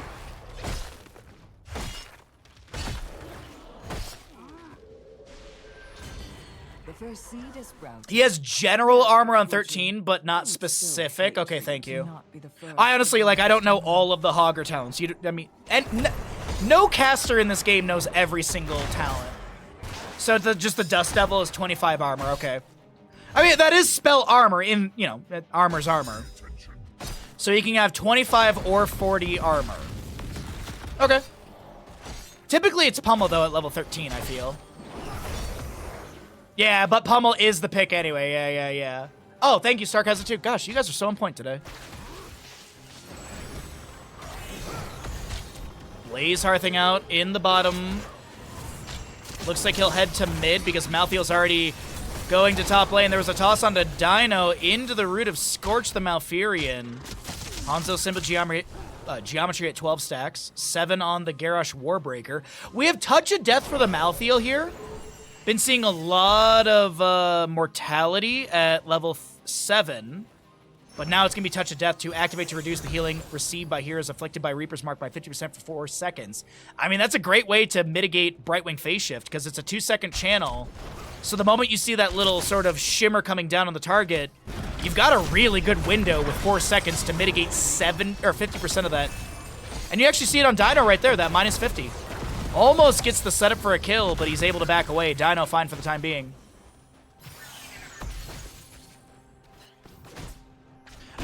Quid, both of those spellings are correct. It just depends on where you live. The way that I, like, so for example, the word gray, in England, you use an E to spell gray, versus in America, you use A to spell gray. But like in Canada or other places, color with a U. So I think it's just a dumb English thing, because English is a dumb language.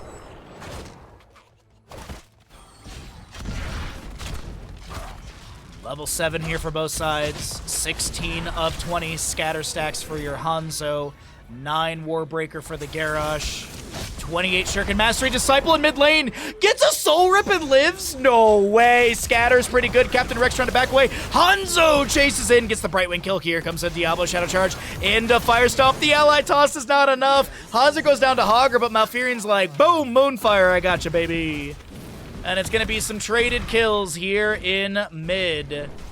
But in the end, I believe it is still going to be a 2-for-1 favor on the side of Team Disciple.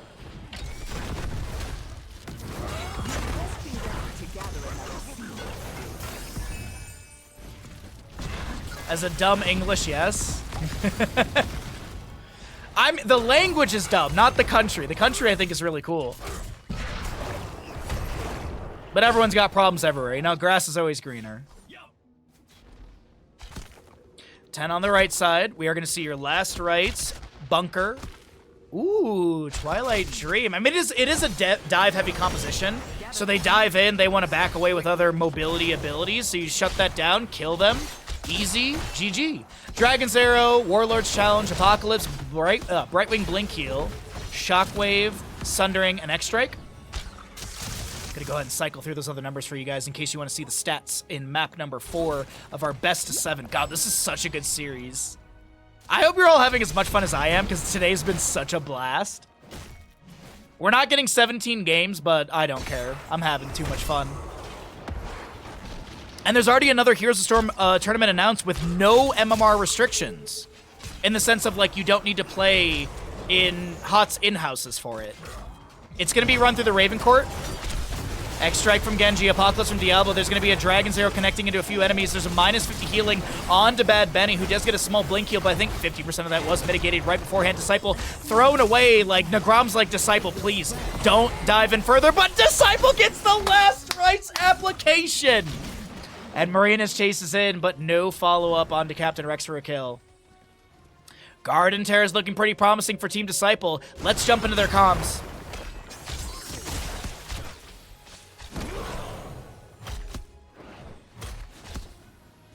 They will have Thunder soon if they have a Just drop and place a team. Yeah, he has Thunder again. I don't want to go this way. Gather that seed for me. We can come one with shot 13. mid. We need wave mid and just play slow. Genji Get bot. level and replay together.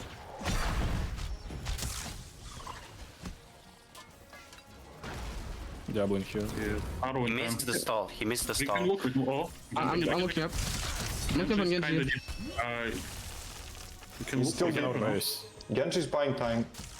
Yeah, we have to pick shrine. He's killing bottom for free. Play on someone. I mean, I have arrow to follow even from long distance. I'm playing I Diablo. got it. They got it, nice. Look, Diablo. Maybe Sharrow. Yeah. Yeah. You get the small stun? Yeah. I'm here. Kill Diablo. Fine. Ah, maybe. Okay, it's fine. Savage. I kind of overkilled him, so I'm go come out. Ah, you're fine. No shockwave, no shockwave. I'm coming here. Probably stop. We should take this fort now. Kind of I wanna have to help. help him. I will take the fort, I guess. Yeah, you'll get it. They're not dead. Right, we get it. You are not with me. Diablo respawn. Oh my bad. Yeah, I can't. But Not. Yeah, this is my bad. I can run top. Black mouth. We got mid, we almost got top. Top is dead. I think I kill myself. Red team has destroyed a fort. Mid is dead. We'll lose a wave. Bottom Bot is almost dead. I will go low region and we chill. I mean, we don't really need... Genji in. Yeah. Yes, but shield. Our Arrow in 16s five. are really strong. Maybe we just chill a little bit. I go bot wave. We have a huge advantage now. Genji stop. For every seed. Genji here. I will clear on mid. I'm going to clear on bottom. You can walk with me. Don't be scared. I mean, I'm scared. If he kills me, No. push me out, but then I'm dead from Genji, so I'm low HP. I will kill you. I will kill you. Okay. I'll fix check every bush now.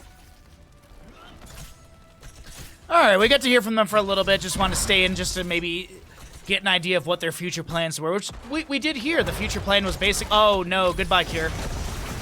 Great phase shift into Sundering. The bunker comes down, and it's Hanzo getting deleted. Wait, what?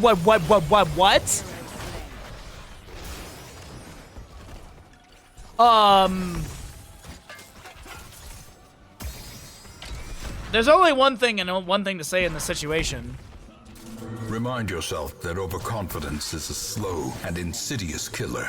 Well then, I was gonna say we heard from comms, let's chill until 16, and then they try and do a dive onto Cure Thrall. It gets mitigated by a phase shift from Brightwing. A triple kill is picked up, and now 16 talent tier faster for Team Dino. Rough. Absolutely rough. How? Well, the members of Team Dino made 3 people on the side of Team Disciples. Health bars go to 0. That's how. It's very much like Souls games, except there's more people and it's top-down. Alright, let's talk about the level 16s because we do have that Giant Slayer. It's going to be Mortal Combo. You got the Moonlit Harmony, Juggernaut Plating, as well as the Mortality for Malthael. We do see... Oh, I heard a Dragon's Arrow. My bad. Hold on. Scatter. Apocalypse in the mid lane. Right in front of the forefront gate. The shot wave from Hogger comes through. Scorch goes down. Ubi summons Bunker, but I think Blaze is dead. No, he gets off to the side. And a Scatter. No, a Last Rites from Malthael finds the 3rd stack. Diablo Souls expended. A stack over for Malthael. Warbreaker level 1 for Garrosh is dead, but but he is dead. Malthael picked off here as well, I do believe.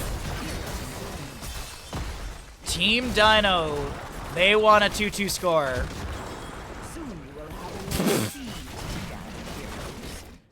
Top Gunner, exactly. Their only weakness is being punched in the face repeatedly. Mine too. Unless it's Rhea Ripley, then it's not a weakness.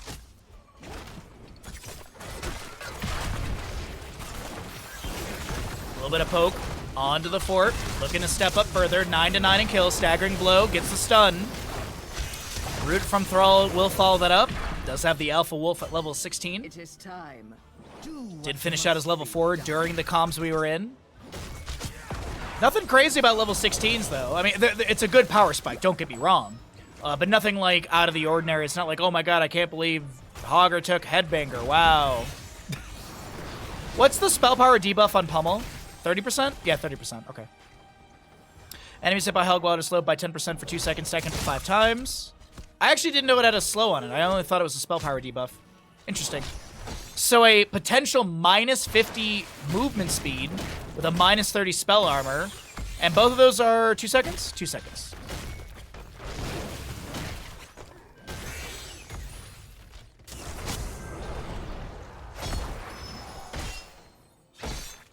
Yeah, it is a lot of Nagram communication. We do hear from Marinas here and there in the comms, but it's mostly Disciple and Nagram. We hear Ubi here and there, but it's more so that solo lane information about like what's going on in their respective solo lane. Or even macro, actually. There's a little bit of macro call coming up from Ubi.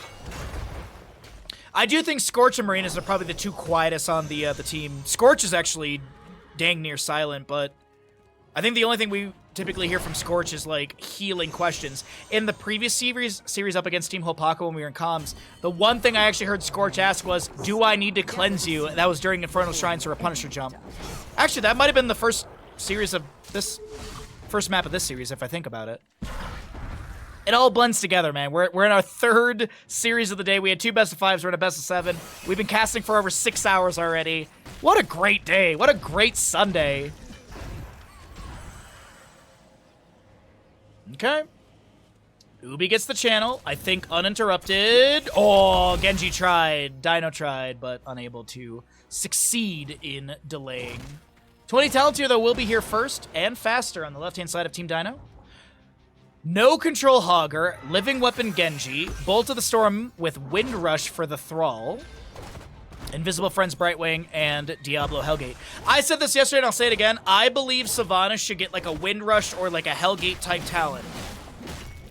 I think she should have a Bolt of the Storm, 70 or 80 seconds cooldown.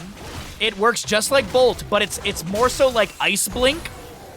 So like enemies afflicted within the AoE of the blink have Banshee Curse applied to them. That'd be pretty cool.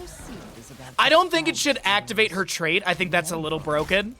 But I think literally, like, if you were to Bolt of the Storm, and then you apply Banshee Curse to the enemies afflicted. I mean, look at Psionic Shift, or Ice Blink, as I said earlier, for Kerrigan and Jaina. Like, both of them apply some sort of value, and either they can play off of that or utilize it. For example, Ice Blink applies chill to targets, and Psionic Shift gives Kerrigan Assimilation Shields based off the damage she deals from Psionic Shift, but it's a 300% buff. So I just think Sylvanas could get a really cool Bolt of the Storm. I don't think anything else of her kit needs to be buffed or nerfed. I just think that'd be a really cool, like, flavor. Anyways, 20 talents here on both sides. We have the No One Can Stop Death. We got the Fortified Bunker, Lunar Shower, Bullseye for the Hanzo, and Titanic Might on the Garrosh. Jet Propulsion is going to be good into the Diablo. There's going to be a mark onto Diablo as well. Hellgate to the side. Malfurion and Malthael will go down. Diablo souls were expended. Bunker comes down from Blaze. Dino looking to get some pressure in this retreat path. Snaps gets a toss onto a couple with a Groundbreaker, but I think the Garrosh is still dead. The Hogger bounce is going to be phenomenal with the help of Thrall. Or give the Bolt like a 2-minute cooldown. Oh, dude, Stark, that's brilliant. Yes. I like that as well. Go the direction of like Hellgate and literally make it. Yo, Stark, that's actually cool. I like that a lot. I know Saint Dev loves this Twitch channel, and I know you're listening, so we're just giving you ideas. That's it. Do with it what you want. Just give us credit in the patch notes. Anyways, Garden Tears will be pushing in through mid, top, and bottom in favor of the side of Team Dino. They're going to look to maybe end. Let's follow in there on their comms. I have Sunder. I'm going already. I can go next after that. Go self-climb somewhat for... Maybe look Sunder now on... Malf is up now. Malf's in the silence. Is Sunder something now? It's on here.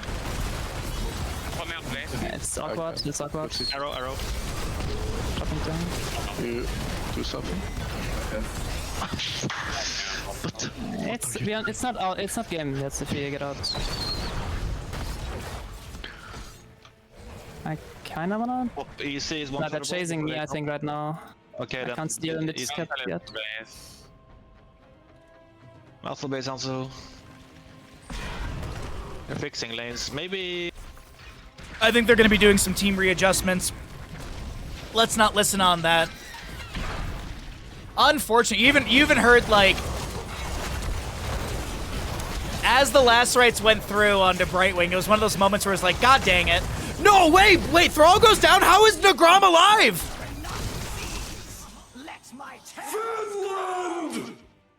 That might be GG. That might actually be GG. I'm not 100% sure because, like, the keep shots onto Nagram is really sketchy. Bunker available in 12 seconds. Diablo and Brightwing are back. Yeah, that's not GG, but still, huge moment. Huge moment for Team Disciple right there. Bottom lane Fort, I'm sorry. How much HP do you even have? It's gotta be single digit, right? 13. Mid keep?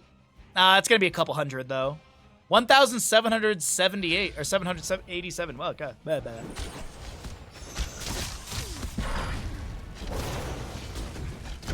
All right, well, some respawns have come through. Camps to be grabbed. Bottom lane pushed up. Bottom lane keep being worked on, but all death timers have elapsed at this time. I think there should be enough siege to take down the bottom lane keep. Blaze tries to read Genji's positioning with a jet propulsion, but no connection or collision.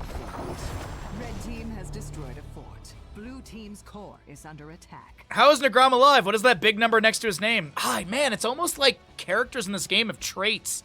And some of those traits are just bonkers really good. Like, Garrosh gains 1 armor for every 2% of his missing health. Crazy. Who would have thought it was that? I gotta snooze ads, hold on. There's no precious seed. Go and get it. This is not Garden Terror summoning, but it is a favorable position to Team Disciple, so they will be able to grab this. 2 out of 3 tributes. And they can wait for a tribute to spawn on a better... Blue team has destroyed a fort. Very fair, Dino, because at least you now have periodic catapult pressure up against the constant catapult pressure of bottom lane. So, honestly, very, very safe call. Malfurion Blaze showing in the objective area. Easy sneak for bottom lane. A 3-kill difference, 12 to 15. As we enter into 20-minute mark.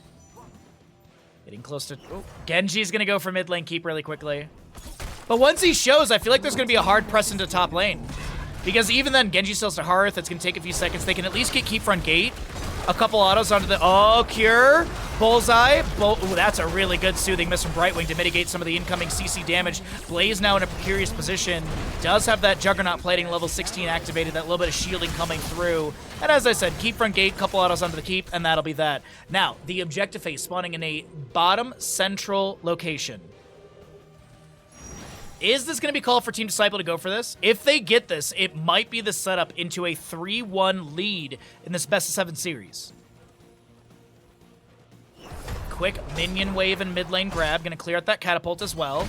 Since they're the ones on the side, Team Disciple, without the mid lane keep, so they need to back off and just at least have a little bit weakening onto those minions. A few shurikens into the bush from Dino to just check where the enemies are. It's a tense one. And realistically, if things go south for Team Disciple, they can just back off and give. If things go slightly south, they can just back off, give this. It's not like it's going to give guard to the enemy. It's not like it's going to be a big deal. The biggest deal is realistically just letting those lanes kind of push up a little bit.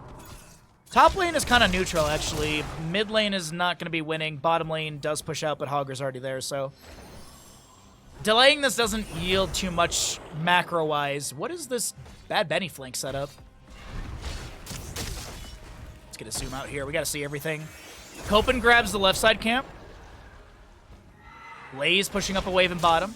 Cure checks the bush. Dino trying to pull in the enemy with a channel. Malthael just threatening with presence.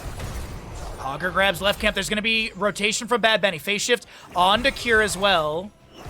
I'm actually not sure why they did that first phase shift.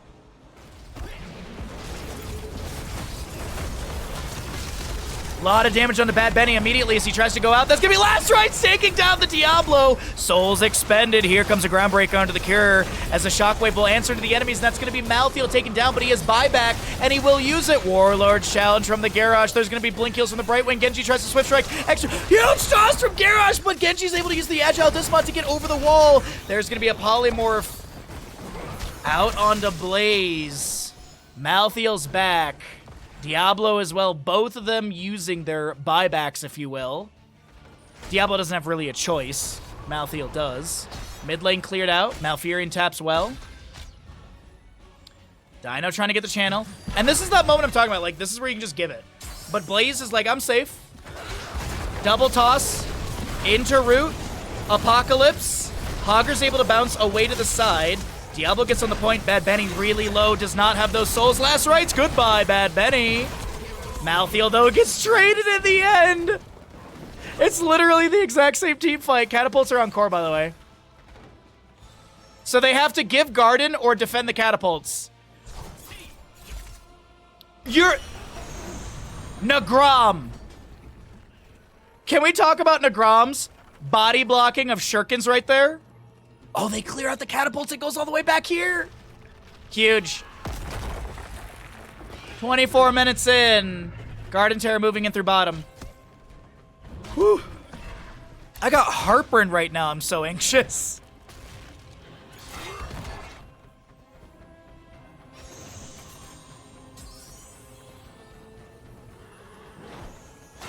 Groundbreaker looks for something. Shockwave is good. Into the Blaze. The Sundering pushing this Blaze around as well. Juggernaut plating gets a little bit of shielding. Oil Slick trying to slow down Copen, but Hogger's able to back off. It does seem like this is a commitment through bottom to end. No.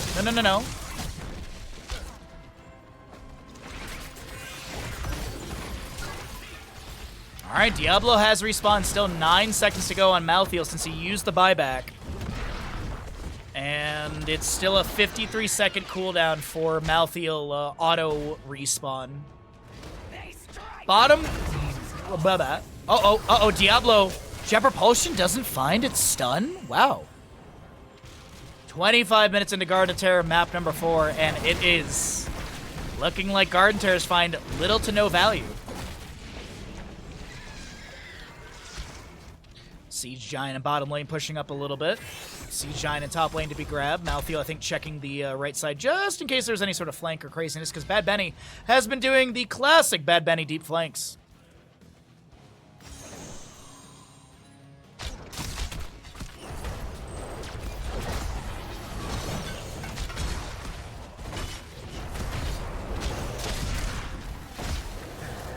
A double camp to be grabbed here. Garrosh is going to be able to get Vision of Genji, a little dismount.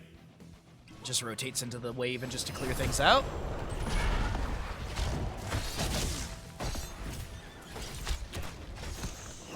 No ability to step up into Genji, just a lot of mobility, just poking here and there, just kind of getting vision around the map. Godly. Well, good thing Team Disciple asked for that 5-minute break between last game and this, because they are going to need it. Throws a shade onto the wave, trying to clear things up and push up bottom a little bit faster. Maybe force a rotation out from the enemy into Disciple. Self-cleanse from Malthael.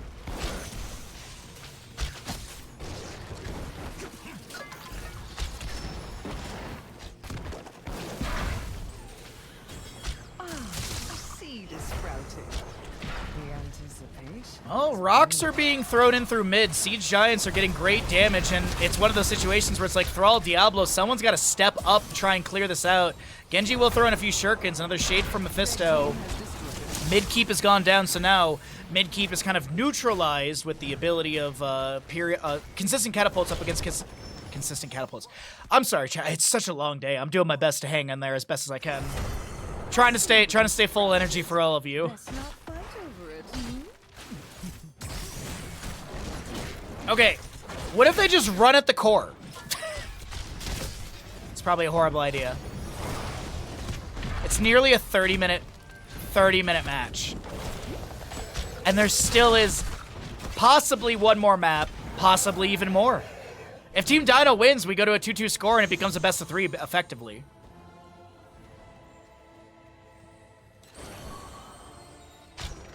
Seed on the bottom right. Garrosh looking to step up into bottom lane. Groundbreaker is not going to be able to get the connection onto the enemy they were hoping for.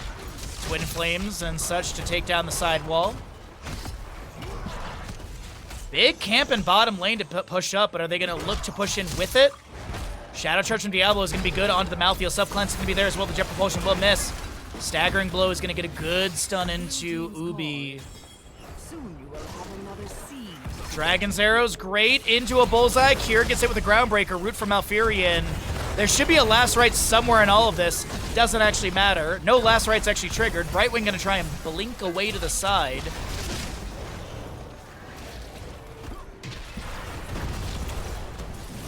Couple of shurikens in from Dino. Marinas and Blaze are literally trying to collapse onto them, but natural agility into the Hall of Storms. And I feel like there should be a conversation about let's try and hit the core. 75% remains. They do have some damage coming through. The members of Team Disciple. 28 minutes in, nearly 29 minutes. Will they be able to take this? They seem so uncertain of themselves. Diablo comes in with the Shadow, or with the Apocalypse, the Shadow Charge. It was all a great bait. Next strike from Genji with Living Weapon getting some cooldown. But it seems like there is a a dominance that is yet to be established from Team Disciple. They don't want to end. They've actually let some shielding regrow on this core. This feels really, really rude from Team Disciple. They have not ended. Sundering from Thrall. Thrall died like 60 seconds ago.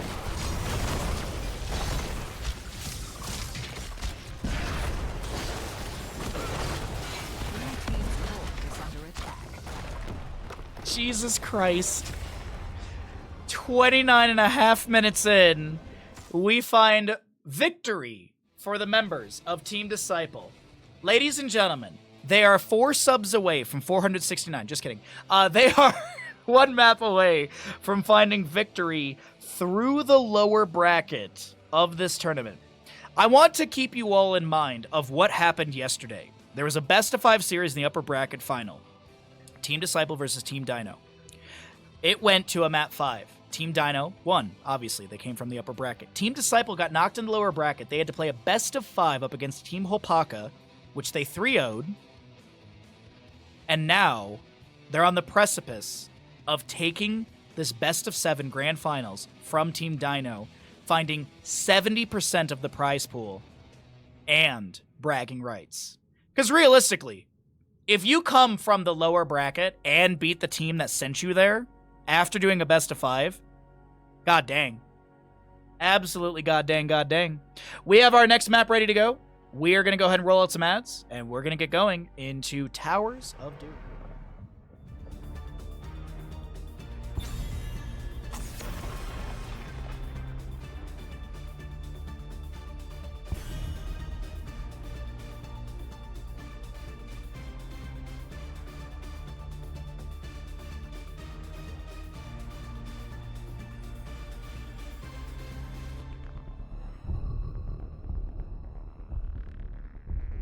All right, everyone. Sorry. I ran to the bathroom in the meantime. I thought we were going to have a little bit more time, but we did not. Anyways, as Brightwing said perfectly, it's fight time, chat. We have on the left-hand side of this best of 7 grand finals, it is the crew of Team Dino. Team Disciple will be on the right side as well. We have a ban phase for Towers of Doom, going to be Dahaka Chromie from Team Dino. Team Disciple will be getting rid of the Tracer and Falstad. We got a Lucio... No, sorry. No Lucio to be grabbed just yet. It is going to be a Stitches Junkrat. Brightwing Diablo Medivh. You know what? I have to be honest, the members of Team Disciple drafting the perfect voice lines. Fight time, let the games begin, you know, all that good stuff. Alright, so mid-ban phase. Sorry, I jumped in this a little bit late. They rocketed into this draft really, really quickly. Stitches Junkrat, so probably gonna be a Malfurion follow-up. But here's the thing, like, that's common. Nice target ban onto Disciple Orphea. I feel like this should be a Tyrande ban, realistically, not a Malfurion. But I mean, like Malfurion Emerald Dreams is really, really good, but like Tyrande as Huntress Mark is the real big reason I'm talking about that. Lunar Flare is really good as well. It's just Emerald Dreams in general is so hard to pass up. Yeah. This is probably going to be a Tyrande, though, on the side of Team Dino. Tyrande and Kael'thas wouldn't be bad. I think realistically they grab their healer and their solo laner and then flex the last pick. Actually, they could grab a Jaina Tyrande and literally flex their solo laner. I actually like that a lot better because the enemy team's going to show their solo laner next. Oh, Andu and Vala. Okay, so they follow up with the Chastise. I like that a lot still. And then you also have the Vala sustained damage. God counterpicks to Stitches. That's true, yeah. Portal plus Apocalypse, Shadow Charge, you know, displacements, things like that. The wait is over. Falstad was banned away, Zeratul Cassia. Oh, dude! Okay.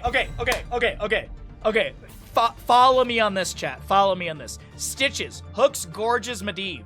Valkyrie from Cassia pulls Stitches back in. Stitches displaces Medivh right next to the allies, and then they kill Stitches. It's brilliant. I already see through with the miasma. I know the game plan. Last pick, though, will be the solo laner into the Zeratul. Probably just like a Blaze. All right, chat. This could be the final gamble of the day. We could be seeing Team Disciple take a 4-1 victory over Team Dino from the lower bracket. My thing to you?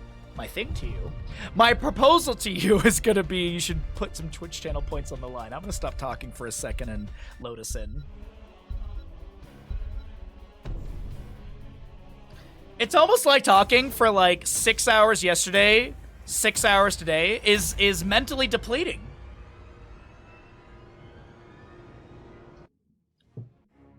All right, Towers of Doom. Here we go.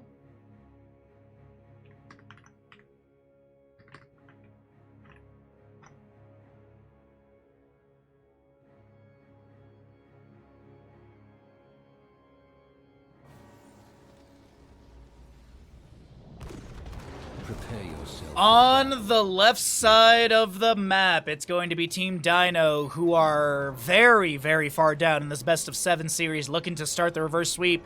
We have got a Cure Vala. Cure's on the wrong mount, I'm just going to say that right now. Cure has a standard mount that he uses. That's not his mount. Cope and Blaze, Bad Benny, Stitches, Captain Rex on the Anduin, and Dino is going to be your Junkrat. Right side of the map is going to be Team Disciple. You got your Marinas, Cassius, Scorch, Brightwing, Disciple, Medivh, Ubi, Zeratul, and Nagram playing the Diablo.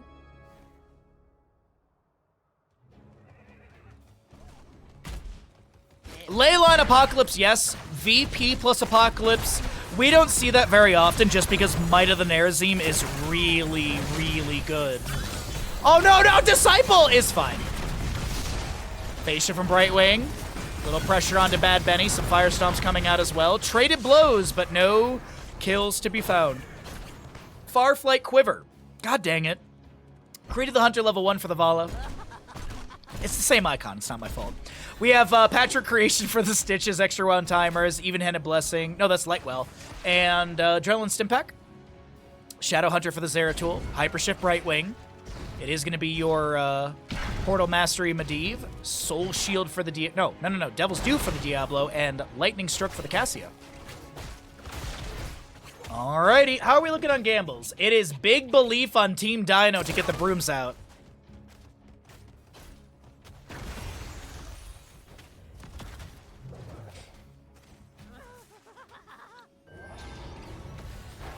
God, I could not add hydraulics to my lifts. I'm asking smart observers. Apparently that's not me.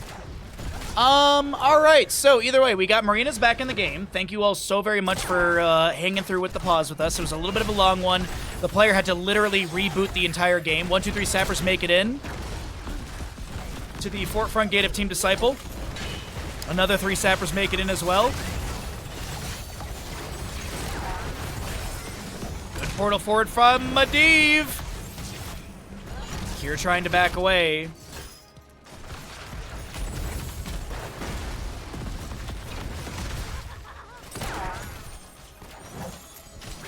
Good hook onto Nagram right there. Lord of Metal is due 2 years away. I'm sorry. I must have said something and you're referencing what I said, but I have completely forgotten. I'm sorry. I do this very often. I apologize. It's a long stream day for me.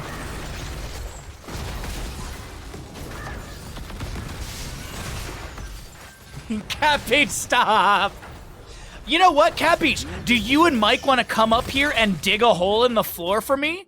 Oh, god dang it, we have another DC. Oh, god dang it. Oh, god dang it, Bobby. God dang it, Bobby.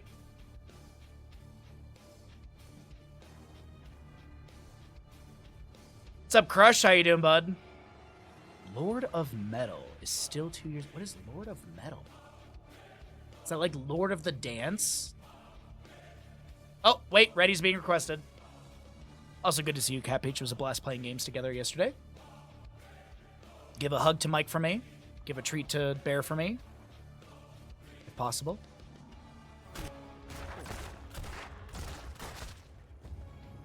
All right, hopefully that was the last of the little DC issues.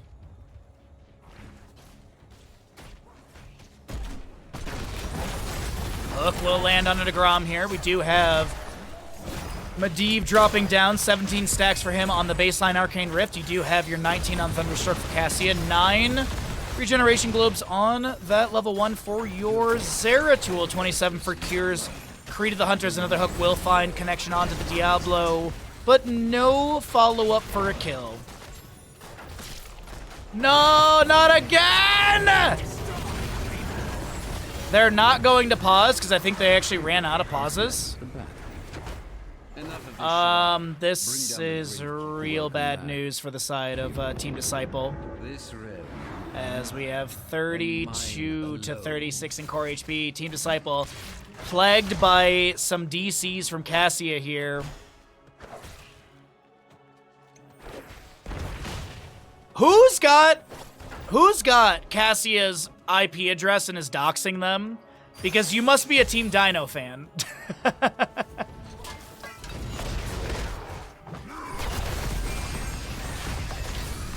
Jet Propulsion is good into Diablo and Kira. There'll be a soothing misactivation from Scorch the Brightwing.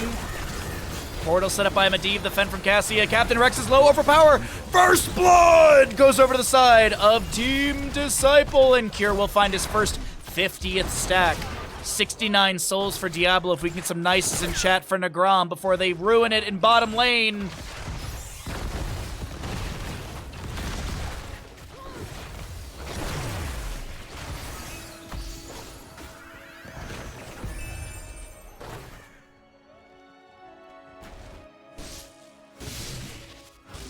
I'm honored that people would dox players for channel points in my channel. I feel honored for that. All right, sorry, I'm trying to focus back in because the DCs always throw me off. Either way, 3 stacks on Piercing Light for the Anduin. We got those stackage for the Vala. No kill onto her, it's just onto the Anduin. 3 piercing. So we do have Cure left to the side. Fen from Cassia is not enough. They're gonna try and take down Captain Rex once again, and they will find another kill into the sad boy Anduin. Thank you for the nices. Very nice of you. Zeratul claims top lane wave really quickly. Blaze will get the siege, the Sapper camp, but that'll be cleared away easily. Medivh and Blaze will split these objective channels, so it still will be a 4-point difference between these two teams. 32 to 28. Shadow Charge into Overpower.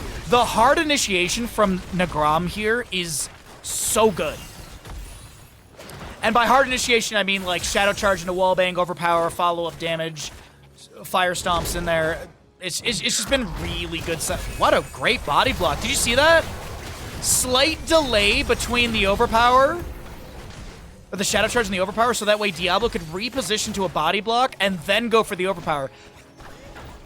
I honestly feel like we should just literally do this and just watch Negrom in the way that they're initiating and setting up these body blocks.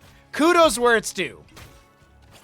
Kudos definitely where it's due in this situation. 10 talent here, though, here on both sides. We're going to go ahead and cycle through the other numbers. We got a Bunker, Light Bomb, Riptire, Gorge, and Rain of Vengeance. On the opposing side, the Light Ball we saw earlier from Cassia, Apocalypse, Leyline Seal, Blink Heal, and Might of the Nerzine. Now, we had a couple DCs, so we talked about this at the start of the draft, and someone had said, like, oh my god, Leyline into VP into Apocalypse. And I know they were joking.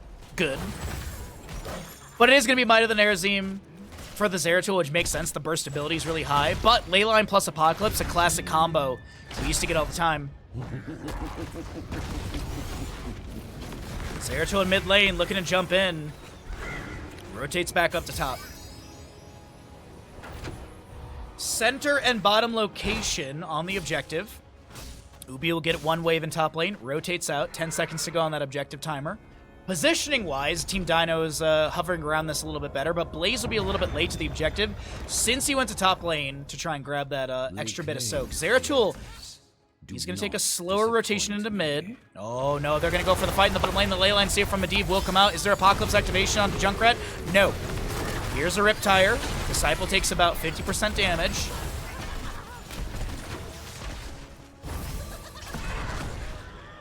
Is Negrom banned on main or something? I have no idea. I couldn't tell you.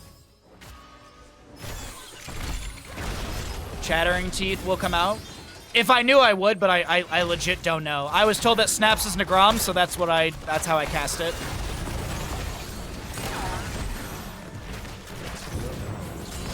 Medivh does finish out his baseline stackage on the Arcane Rift, almost 8 minutes in. Mid shots will rain into the right side core. Still, right now it's an 8-point game. Shadow Charge onto Vala. Leap of Faith pulls her to the safety. Cure fine for the time being. A Gorge onto Cassia. Light Bomb comes out a little too early, and it stitches Vala the ones to go down. What? It's going to be a 4-point game. Still a 4-point game as we have 28 to 24. Is the raffle still going? Exclamation raffle to find out all the details you need to know, Kaimo Tripson.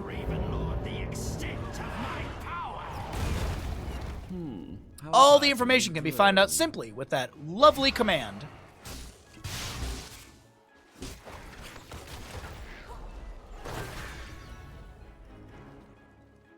I got the mute in time for the sneeze. Wonderfully done. Excuse me. 6-0 in kills.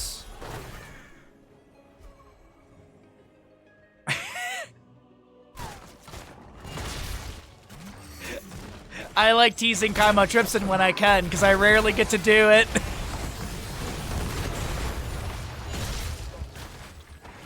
Leyline Seal, ally hook onto Vala. 84 stacks for Cure's Creed of the Hunter. One sapper cleared away, but the trajectory made it look like it's still bashed in. Oh, that's going to be a good hook into Cassia. Light Bomb. Good timing, but soothing miss. Blink heal. Scorch has so much value. Portal from Medivh. And they're fine. Bless you. Thank you. I appreciate it. So now that Kaimo has used the command, August 31st, bud. What happens next is your fault, Baha. Just remember that. Oh, God.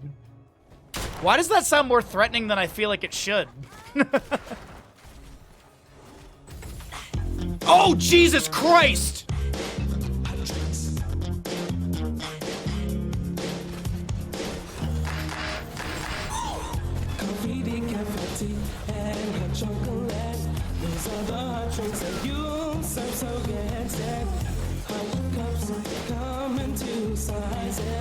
Small and large should fill high as the need arises. Coffee's holding time is 30 minutes, that's so long. You can stay there before it starts to taste too strong. Careful when you pour it. Hold it steady upon the counter, let it sit. Pour it in until the coffee reaches the line. Pop a top on it, gets a lid every time. Wendy's coffee tastes so fine. Hot drinks really get you going. Warms you up when you feel you're slowing. Wendy's, we always serve it right away. Have a smile and have a nice day. Next is the caffeine brew, it's just like coffee. Use the orange pot, it makes it easier to see. But if you're using the packets in your store, put it in the small cup and furthermore, add hot water up to the line and stir it in. Put a lid on and serve it on a tray again. Get a small cup when you're ready for hot tea. Fill with hot water, it's easy as can be. Put the lid on and set the Oh my God! Holy shit! Heroes, I have opened a tunnel near our Kaimo Tripson, thank you for 50 tier 1 gifted subs. You've blasted past 500 total subs in this channel for us. I don't care if you are upset that you missed any of the play-by-play. I don't care anything. Thank you, Kaimo Tripson, for massive generosity in the channel. Holy Jesus, butt farts, poop.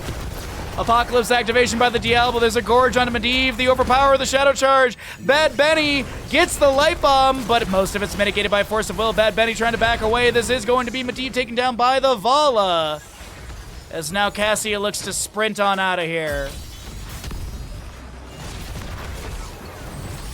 Link heals to the side. We do have spread volley from the Junkrat. This is Snaps Nagrom gonna be taken down. Marina's looking to back away. The damage into this Cassia is good. And Junkrat gets the kill. Do not let the Gravekeeper's cronies. Why a bunch of them told me to harass you, Baha? Consider yourself harassed. I am beyond harassed. Holy Jesus Christ. Thank you so very much, Kaimo. If you got a gift to sub, welcome to the Bahamut. If you didn't, get dodged, fool. Vala gets the bottom right bell tower a little too late, so it is still going to be 20-20. Oh, no, it's still a 4-point game.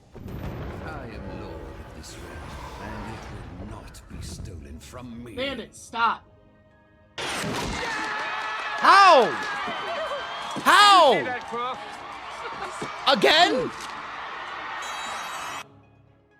Vanessa, you were literally 8,069th follower. What is your message to the children of the world? Sorry, Bandit was obsessively licking his paws. Like, getting into it. Oh my god. 2 literal goals hit. Boss is gonna be grabbed. It's now a 9-point game favoring Team Dino as the bottom bell tower will be cleared away. Red team has destroyed a fort. Oh my god. What is this Sunday? Jesus, you guys are insane. Thank you so much again, Kaimo, for the 50 gifted subs. Literally, Stark came in at the start of the stream with 20. I don't know why you have gifted so much and been so generous to me, but thank you. I appreciate it beyond words. As Cassia goes in with the ball, lightning the... Oh, Zeratul gets the kill onto the... Vala. Dino gets taken down by Zeratul as well. Zeratul is on a mission to get the triple kill, but he won't be able to do it into Captain Rex. Might have to jump back in onto Bad Benny. The Gorge is going to connect onto them, as this is going to be top lane. Oh, but Force of Will, Portal, Jet Propulsion is going to be a beautiful read right there, as that will take down the Zeratul in the end. Leyline Seal thrown out as they back away from Team Disciple. Any translator in chat, my English is A0 negative. You typed that sentence perfectly. I don't know what you mean. The altars have risen. Activate them now.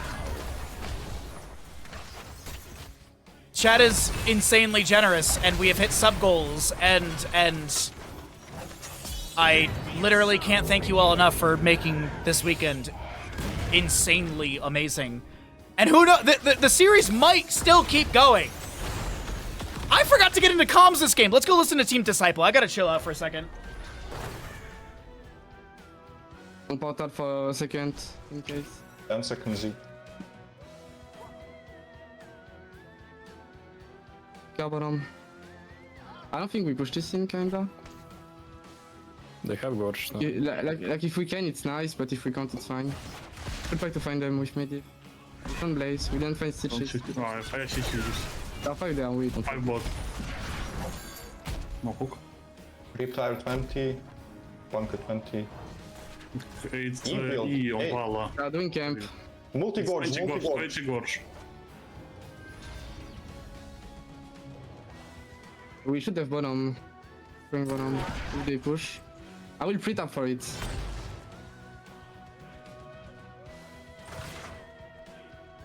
I There's pick up two. 5. There's no hook. No hook. I'm pre-tapping already. Going Vala. Vala. It's fine. Okay. Let me auto attack a bit for ult. I have no pre-tap. No hook. No hook. Play the wave. I can play the wave. I'm going around. Can you fly on them? Try Yeah, to I go watch. on them. Try to find the Undoing. Just give, just... That right there is one of those moments where we leave the comms because we should not be in there, because that is such an unfortunate moment. Bad Benny getting a really good hook check into a bush, which will yield a objective phase over to the side of Team Dino. It's a 10-point game. Boss is up in a minute 19. Leyline Seal with Medivh cheats does not get the re-angling they hope for. Jet Propulsion from Blaze still comes out. Hungry Stitches. 1, Looking for the light bomb onto Brightwing, but she blinks aside. The Apocalypse from Diablo will connect, and that is going to be Anduin the one to go down. Brightwing traded. Vala will try and get some sort of value here with the Death Dealer. Acrobat level 20, and Cure is going to get some decent value. Leyline Seal comes out again. Diablo had souls to expend, so he will respawn.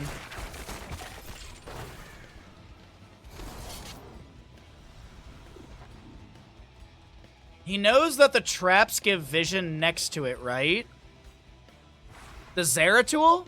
I would hope so. Here's the thing, Fish, I don't know how long he was in that bush where he could have been completely invisible, but then, yeah. The play was really good. Vanessa, welcome to our community. Thank you for following and enjoy your gifted sub. If English is not your first language, that's okay. We do our best to support everyone. I mean, English is my parents' like third language. My dad learned Romanian and German first, and then English, I believe, and then my mom learned Hungarian, Romanian, then English. And meanwhile, I'm an idiot who can't commit to Spanish. Single objective in the bottom of the map right now, as we do have 11 to 8 in kills favoring the side of Team Disciple. It's a 10-point difference, 4 to 4 in shots right now as we pull away the talents. Hook will find purchase into Cassia. Gorge onto Medivh. Diablo, Shadow Charge. Light Bomb is applied. Medivh is going to be dropped down. Is there any sort of force of will? Leyline Seal will go out onto the couple enemies. There's going to be an Apocalypse. The timing on it's a little suspect.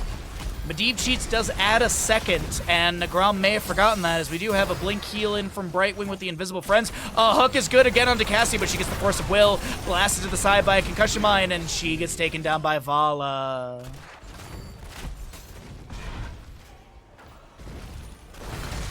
If you ever have any clarification questions, Vanessa, please ask them in chat. We do our best to support everyone. We do our best not to flame people on. What was that interaction with the Zeratul hook? Riptire comes out. Extra oomph takes down Brightwing. Zeratul gets interrupted. Leyline Seal. Ubi's gonna try. No! Cure doesn't get hit by the Leyline Seal and just cleans up the fight. You are kidding me. It's on your mind, hillbilly. What's that thing? Oh yeah, yeehaw, that's right.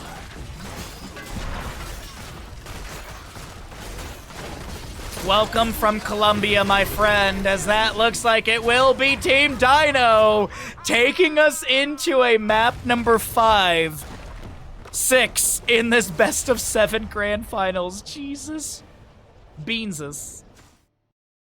What a series. Oh, one of my neighbors is actually Colombian. She's very, very nice. Oh my god, dude. What is today's series? Hot Tub Hamet Wen at 1,000 subs. That has always been the rule, Big Sid. Emotional damage. As much as Big Sid, as much as I know you want to see me in my Speedo in the hot tub, the rule has always been 1,000. We're trying to get to that. Kaimo, thank you again for 550 subs. You have pushed us over 500. As you can tell, I have so little energy, but I am doing my best to burn all of it for all of you. We are 7 hours into stream. This has been insane, and we're not done, everybody. We got to run some ads. We got to find out where we're going to for our next map. There's literally Cursed Hollow, Dragonshire, Sky Temple, and Volskaya Foundry. Cursed Hollow, Dragonshire, Sky Temple, and Volskaya Foundry are the 4 remaining maps. I'll see you after the ads. I doubt anyone's getting ads here, so let's talk about some delicious food, because I am so hungry. I am a shell of a human already, as we're heading into Dragonshire for what could be the final map of the day, and on the right-hand side is going to be Team Disciple. On the left-hand side, it'll be Team Dino, and we are ready to rock and roll into map number 6 of the day. 2 countries close like Colombia and Venezuela. Yeah, like Spain and Portugal. Spain and Portugal are 2 different languages. There are some similarities, but they're 2 different languages, 2 different cultures. A really good example would be like calling an Australian a New Zealander or vice versa. You never want to do that. There's two different things, and they have their own cultural pride. Anyways, all geography aside, let's get into it. We got Dragonshire for map number 6 of the day. Team Dino on the left-hand side looking for, I wouldn't call it a reverse sweep, but looking to rally, looking to bolster their score here, as they will ban away the Dahaka Orphea. Lucio Tracer banned away. First pick Brightwing for Team Disciple. Team Disciple opted in for first pick priority. And I'm just going to go ahead and... map pick was DS by... Dino. I will fight to my last breath. Here. All right. Blaze Rhaegar left side. So I was making some notes in You lost the lobby. You're gonna recap. Oh yeah, you're good, Lido. You're good, Lido. Thanks for asking. Let me. You're good at Lido. Speaking of other languages, Lido is another caster. I believe he casts in Portuguese.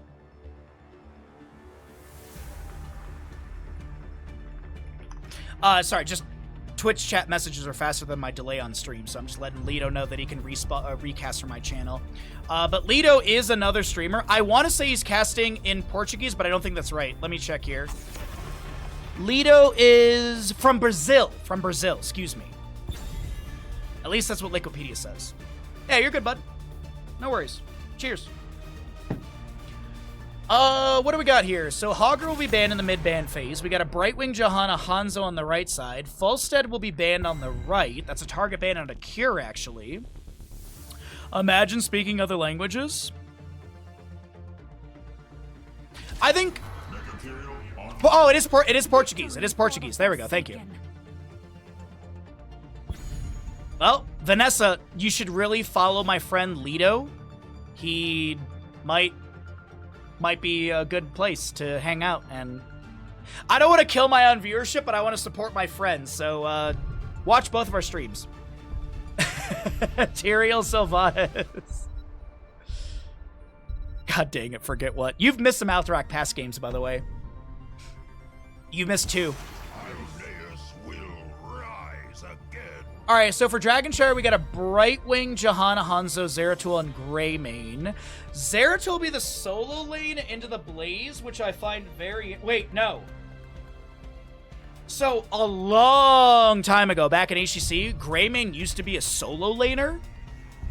This could be Greymane into Blaze, which might work. Zeratul... We will forge a great destiny.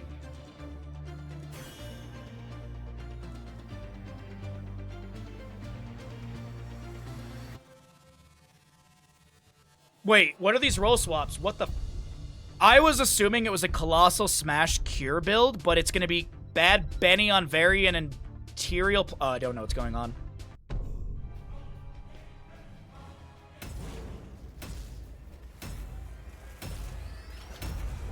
Wait.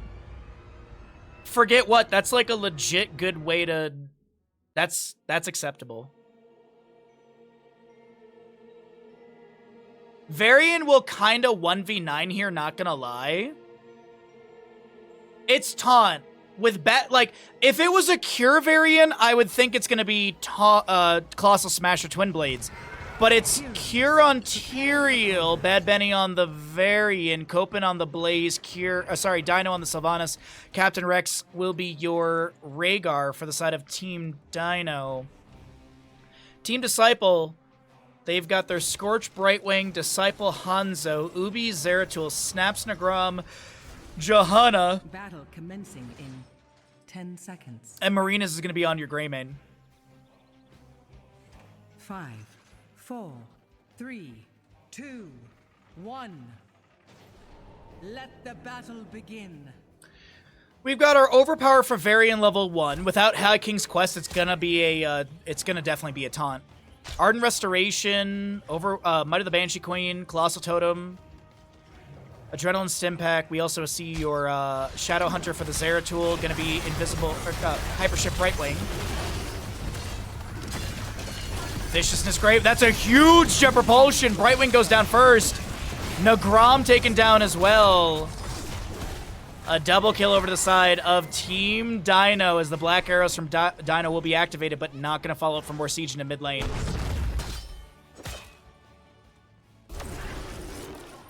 Well then, that's an early double kill in favor of Team Dino. They want to take us into a map number 7. We'll see if we get it. No way Greymane dies there in front of the front gate with the Brightwing right there. You think yourself worthy to wield the Dragon Knight's power? Take control of the shrines. All right. Well, first objective is Dragonshire and Braxton Soldier are 2 of the lowest objective timers in Heroes of the Storm. Announcement at 1 minute, contest at 1 minute 30. Right side camp will be started out here. Left side already finished out as well. Team Dino with a decent lead. How are we doing on Twitch Gambles? Pretty decent prediction for Team Dino to win this one. Inherit the Dragon Knight's power and lay waste to this forsaken kingdom.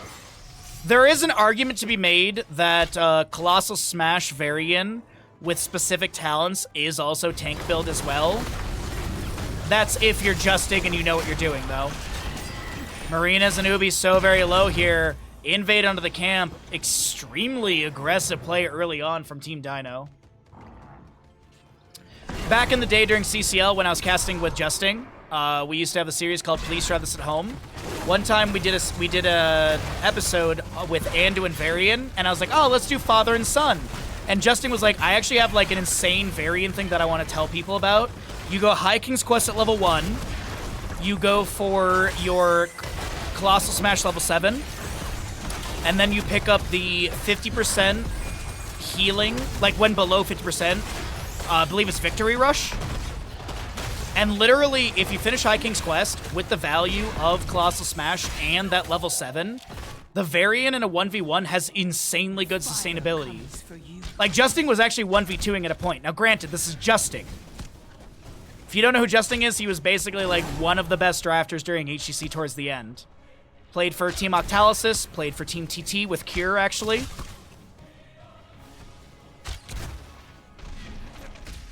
But yeah, Justing is a very, very good draft theorist, and he comes up with some really good ideas. That's what we hired for CCL. Scorch will be taken down by Rhaegar. A lunge in by the big wolf boy. We'll take that down. And first major structure on the top right of the map will be taken down by Team Dino.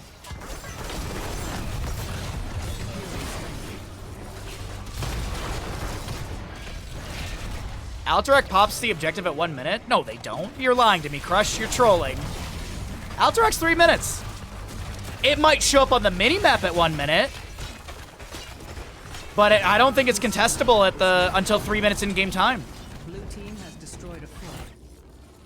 Like, Garden of Terror spawns 30 seconds earlier than normal. In the sense of, normally you have the announcement at 2:30, contest at 3 minutes. Garden Terror is announcement at 2 minutes, contest at 2 minute 30.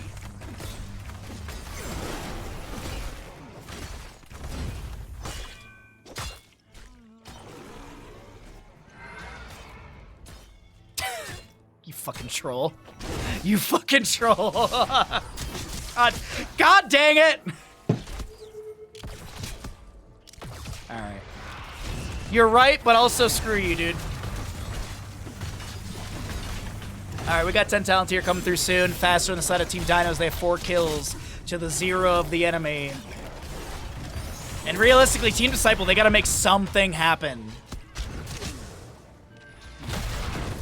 Something needs to happen here as we have a few Lion's Fangs going in. The Varian charge in. The taunt will come through as well. Soothing miss from Brightwing. Huge condemn into a subdue, and Negrom does not die after being sub-done. 4 minute 50 seconds in. Negrom has never finished subdue post 5 minutes in game time. It might not matter here because Hanzo goes down. Massive bottom lane siege. Judgment from the Tyrael. And Greymane's picked off as well.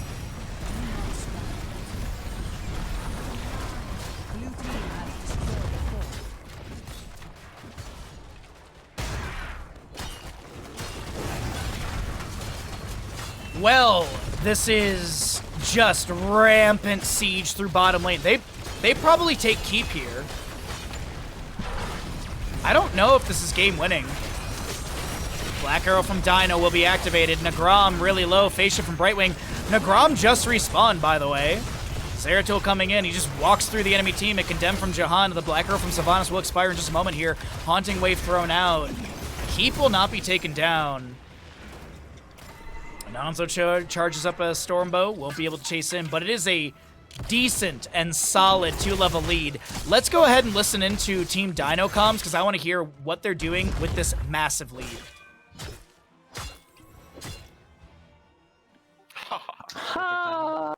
Never mind, apparently we got a pause going on, so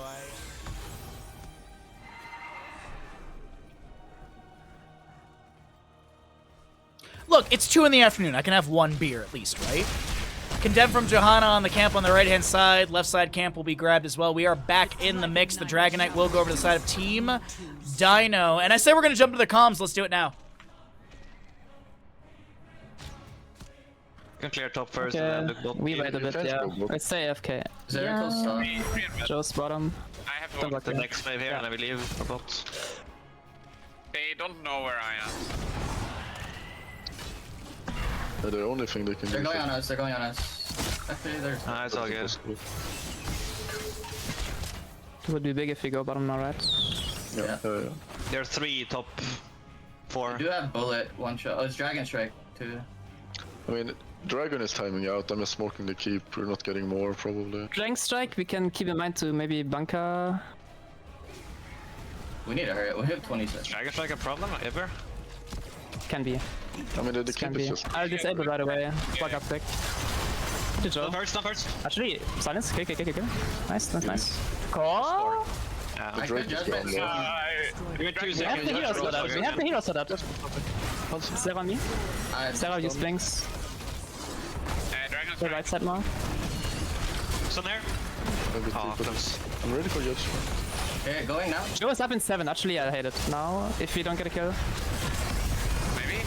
Back there with the back. I mean, I don't... The Dragon Knight goes. Joe's here. Yeah, no. Thank the cleanse. I might be fine. I've slowed around 3 of them. Okay, Benny. Try to use Ancestral a bit earlier, please.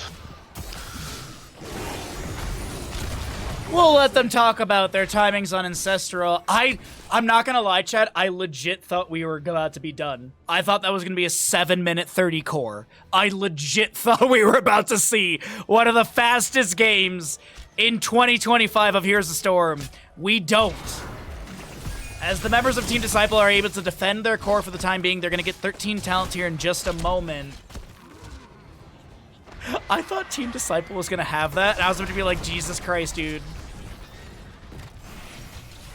The last time I saw a map go sub 10 minutes was back in HGC when, like, Hazu was playing on Infernal Shrines before we had the experience changes on structures and stuff, where they literally ran it down with the Sylvanas. Prepare yourselves, heroes. The shrines will soon Hydrate? I'll do my best, thank you. Alright, so a 5-kill difference right now. We do have Zeratul starting camp on the right-hand side. Make sure I'm out of comms and not casting in them. Alright, so quick clear on the camp, or a quick gain of the camp. Still a 2-level lead about, so a little bit less than that. Like, we'll call it a level and a half. Second Dragonite phase of the map is going to be up and available in just a moment. It does seem, for the time being, that Team Disciple are deathballing. This is their safest way of not getting picked apart.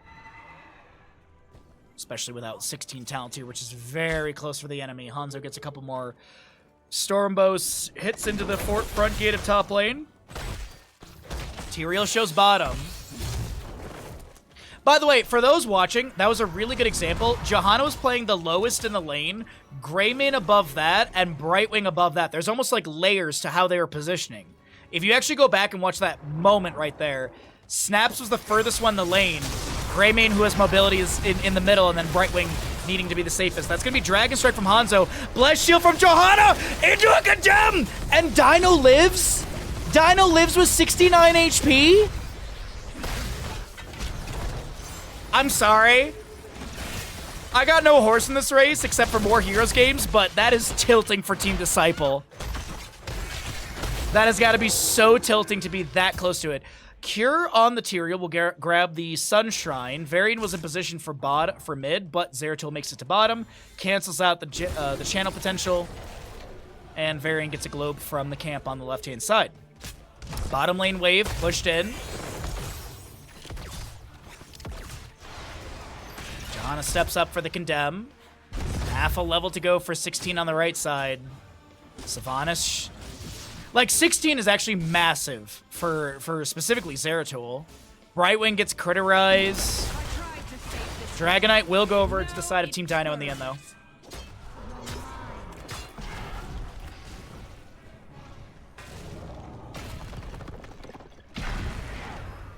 Dragonite will not be maneuvered in through bottom lane. Looking to take down Keep front gate and mid. Cure's the one inside of the Dragonite. Waiting to see if Dino activates Black Arrow to lock down the structures. Damage into Blaze right now. Scatter's poking here and there. Greyman Inner Beast is active. Molten Breaths don't actually hit the Keep. It's just shy. Savage Charge will push the Johanna to the right. And Dragonite gets a fort front gate, or the Keep front gate, and that's really about it. Top lane wave to be managed. Level 16 is big, though. Master Warp Blade, Critterize, you got Lord of his Pack, Giant Slayer, and the Holy Renewal as well. Ooh, Johanna, careful here. Taunted, Judge gets the Iron Skin activation. It is Mortal Wound level 13. Corridor Dragon's Arrow gets a bit of damage zones. And that's really about it. Greymane goes in for this camp. A Polymorph onto the Blaze who misses the Jet Propulsion.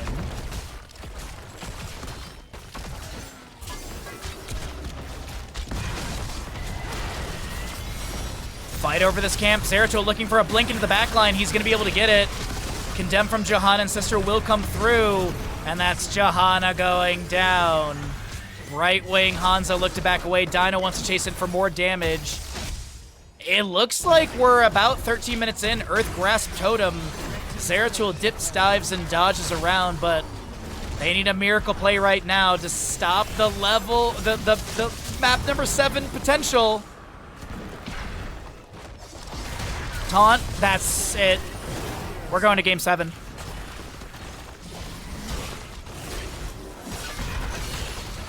Ladies, gentlemen, Heroes of the Storm enthusiasts, MOBA masters, Twitch chat, it's a long day, but it means we get a map number 7 in a best of 7 grand finals, and we're gonna find out who is going to be victorious here. Still going, Poggers. Of course, Callie. Why would I leave? There's games to cast. There's heroes to enjoy. There's a map 7 that we're about to head to. The options: Cursed Hollow, Sky Temple, or Volskaya. Ladies and gentlemen, I'm going to run to the bathroom. I'm going to refresh my beverage. I encourage you to do the same. Bandit stretching his legs because he thinks we're done for the day because it's been a literal 7.5 hour stream. We have one more map coming up. We're going to find out who is going to be the victor of Heroes Captain's Clash Season number 2 for the EU side. Run the thing. I didn't realize they were going this quickly. That's right. I mean, it makes sense. It's that late at night on a Sunday. Get your gambles in. Go, go, go. I got a pee still. Boom. Boom, boom, boom.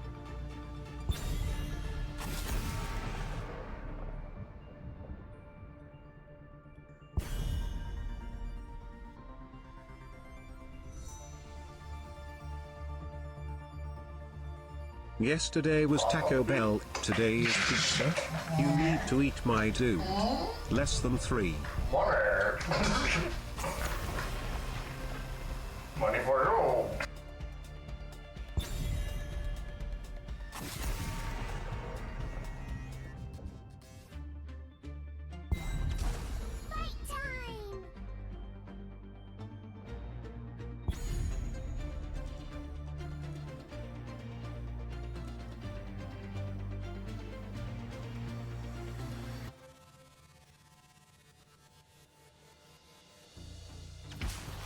Every death comes to light. Okay. All right, we are ready to go. Final map of the best of 7, everybody. Welcome on in. My name is Bahamut. Yeehaw, partners! We are here ready to rock and roll into the final map of today. And sorry, I had to run to the bathroom. They just rocketed right into this, and I don't blame them whatsoever. It's almost midnight in Central European Standard Time, summertime. Let's take a look here. Sky Temple, map number 7, final map of the best of 7 series. We only tip empty chairs. What do you want from me? I have an adorable dog. Tip the adorable dog. Come on, buds. All right, so left side of the map is going to be Team Dino. Right side is going to be Team Disciple. We have a ban onto Dahaka, Orphea, Tracer, Falstad, and Johanna. We will see a Brightwing, Yrel, Sylvanas for the side of Team Dino. Obviously, a Cho'Gall, duh. And we have a Hanzo Blaze on the right-hand side. No Meta Madness, no tournament baseline bans, standard Heroes of Storm, 90 heroes available, no carryover bans between maps or anything like that. Though I will say this, it would be a really good tournament series where the bans carry over for matches and not the actual hero picks. Does that make sense? So you're effectively banning 6 heroes per match, so just, you know, still bigger hero pool, but still fun, because you ban Blaze in map 1, you never have to deal with him for the rest of the series. Brightwing, Yrel, Sylvanas with a Hanzo, Blaze, Tyrael on the right. Malthea was banned away. Tyrael... Okay, they're going to grab a healer here, and they're going to see if they can... I will fight to my last breath. That might be a Sergeant Hammer. That right there, this right here, might be a Sergeant Hammer.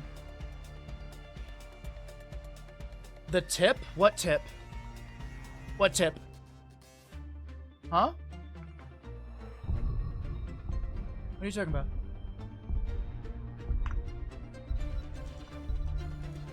My event list doesn't show tips. I have to check a different event list, which I have to log into. Muradin Thrall with the Sylvanas, Yrel, Brightwing. I honestly think this can be a Sergeant Hammer. I really do think that'll be Sergeant Hammer. Where is my activity feed? Oh, shit! Yesterday was Taco Bell, today's pizza. You need to eat, my dude. Istmail, thank you for the $25. I'm sorry, I missed that. I completely didn't even see that. Holy shit, thank you, bud. It's not a hammer, it's a hogger. Different H. Thank you, Istmail. Thank you so very much for that. That's wickedly generous. Please no hammer, but chat wants hammer. I think no bans, but no reuse of heroes could be fun. Oh, interesting. That's not what I was... Okay, anyways, cast. Here we go. I was thinking that you literally... The bans at the top of the screen are the ones that carry over. So it's kind of like Meta Madness, but less heroes banned out. Anyways, let's play some goddamn freaking Heroes of Storm. It's the final map in a best of 7 series. I don't care if you have 1 channel point or 1,000 or 1,000,000. Get some channel points in. Max Gamble's 250,000. Let's get Max Gambles. It's the final map of a best of 7. How do we not pass up a big gamble, a big game? As we have Team Disciple, who have fought through the lower bracket, sent to this lower bracket via Team Dino. The captain, Team Disciple, will be on Hogger. Marinas is on the Hanzo again. Nagram is your Tyrael. Scorch playing the Rhaegar, and Ubi is going to be your Blaze. Nobody freed Harrison Jones, unfortunately. Left-click that lid if you want to see it. Left side of the map is going to be Team Dino, looking to, I wouldn't say reverse sweep, but reverse series? Copen is going to be on the Yrel. We have a Bad Benny Muradin over in the bottom lane doing the Sylvanas shenanigans. The captain, Dino playing Sylvanas. Kira on the Thrall. Captain Rex will be your Brightwing. Tyrael Hogger already set up in bottom lane. Kira's going to get a Chain Lightning, the staggering blow to the wall. Kira's going to take a lot of damage. The Hogger bounce is not going to be good to chase in. The Black Arrow from Sylvanas gets a couple more hits here and there.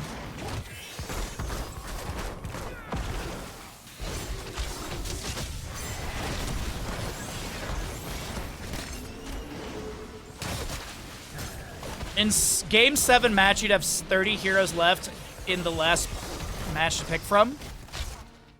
Yeah. So you could actually do a best of 7, because typically with the Meta Madness style, when you get to a map 7, there's not enough bans and heroes. Bounce from Hogger. Loot Horde thrown down on the ground. Disciple getting a little bit low. Also, if you got Radar from Caldor, thank you for sticking around for the raid. I know follower mode is annoying, but it gets you some channel points. It saves us from bots. And you have another streamer. I stream 6 days a week. We do a lot of heroes casting. Come on by the streams in the future. It's a great place to hang out. Let's talk about some level 1s, because we've got some camps coming through on the bottom lane and the top lane as well. It's going to be Rolling Thunder Thrall, Hypershift Brightwing, Might of the Banshee Queen for the Sylvanas, Dauntless Urel, and Third Wind Muradin. On the Hogger... On the Prowl for Hogger, Colossal Totem for the Rhaegar, Adrenaline Stimpack Blaze, Simple Geometry Hanzo, as well as your Justice for All for Tyrael. My question is, I wonder if they actually intended for that to be a Metallica reference. Jet Propulsion is great into the Urel. Copen, though, is not going to be too threatened by that. Aldrin's Might thrown in by Nagram. Unable to get any further value. Nice gamble integration. It's literally free on the internet. I didn't do anything. My buddy sent it to me and told me about it. I believe Ravenier uses it as well. Urel jumps in with the Avenging Wrath, Righteous Hammer to push back the wave. The main priority in the beginning of Sky Temple is to often push into the top lane Fort Front Gate, because the top and center objectives are standardized. Sky Temple is the only map in Heroes of Storm where the first and second objective phases are standardized. Now, you might be like, well, what, you know, Battlefield of Eternity. No, that is still the first objective. It just has a mid-phase. This is literally the first objective and the second standardized, with the second being singular in the bottom of the map. Good damage onto Cure right now. They're going to try and run down the NA lad. Unfortunately, he will be fine to back away, tap well. Staggering Blow misses. Back in the bottom lane, it is going to be Copen versus Nagram. A little bit of back and forth. Siege Giant will be cleared away. Over in the top lane, Blaze is already head into the objective, and this will be shots onto the Fort Front Gate. Oil Slick to check the bush, but Sylvanas is going to be rotating in, looking for Scorch. Good sustained damage into the Rhaegar, but a lot of follow-up is going to be on Tyrael. First Blood, picked up by Muradin.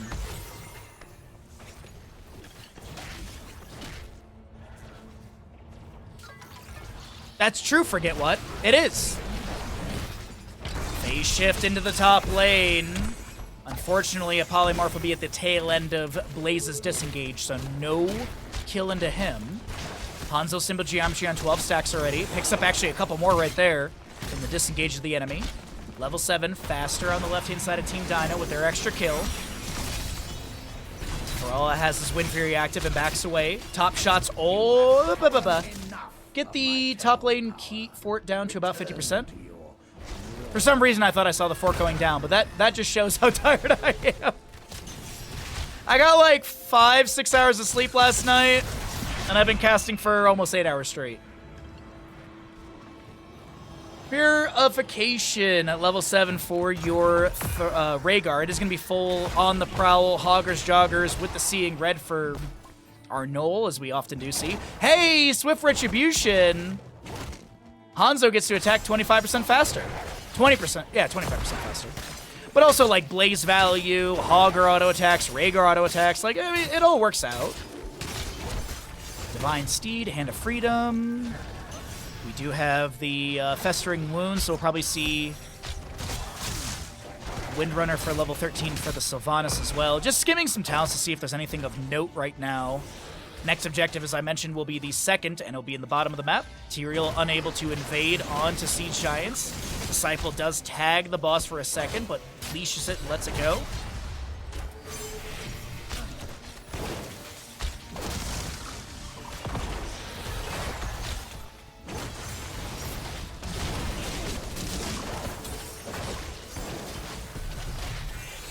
Everyone knows you hit your stride at 8 hours of casting. Oh, is that it? Haunting Wave in from Sylvanas the Polymorph on to Disciple, who was hit by a Root from Cure's level 4 Frostwolf pack. Well, I guess it's not from, but, you know. Cure does manage to get another stack. We will see our Bottom objective in 15 seconds. Boss gets hit by... Oh, Disciple, bye-bye. Bad bounce for Disciple as a second kill goes over to the side of Team Dino, and they will confirm this bottom lane boss. Let's go ahead and jump into Dino comms. Maybe we push mid, it means so. I will admit, yeah. It is kind of low, yeah. I will one-shot I whatever. want to take over from Mira though, so he can play with you. I take over Shrine. Okay. I'll sit with the Sylvanas. I have TP ready and the cleanse. They are We're gonna play 3 bottom. bolts You guys right play the now. map. We just get that and play the map, bro. Do you have trade or no? Just sorry. Yeah, we push this. Then we go They top. don't need you. So I'm gonna give top for no reason. Maybe One-shot top. Thunder? They're coming mid now. Arrow maybe, arrow maybe from below. Okay, there. Arrow. That's nice. They're leaving, they're leaving. Out the door. I think leave me. No. Just yeah, just. Jewel is there soon, and it might be judgment. It's fine. It's fine. We're still pretty ahead in structures. Yep. They maybe judgment somewhere. The Cyril didn't use his ult yet. Skill ult yet. They're looking at there's our top side. horse. There are a lot of people top side. Sanked. No judgment. Okay. Are they on our hard camp? Yeah, they are. You wanna play that? I think from both sides. Look Hogger maybe? I'm jumping Hogger. I'm just clearing call. I insert poly up. Ah. They're on top side. Then Cure. Cure's fine.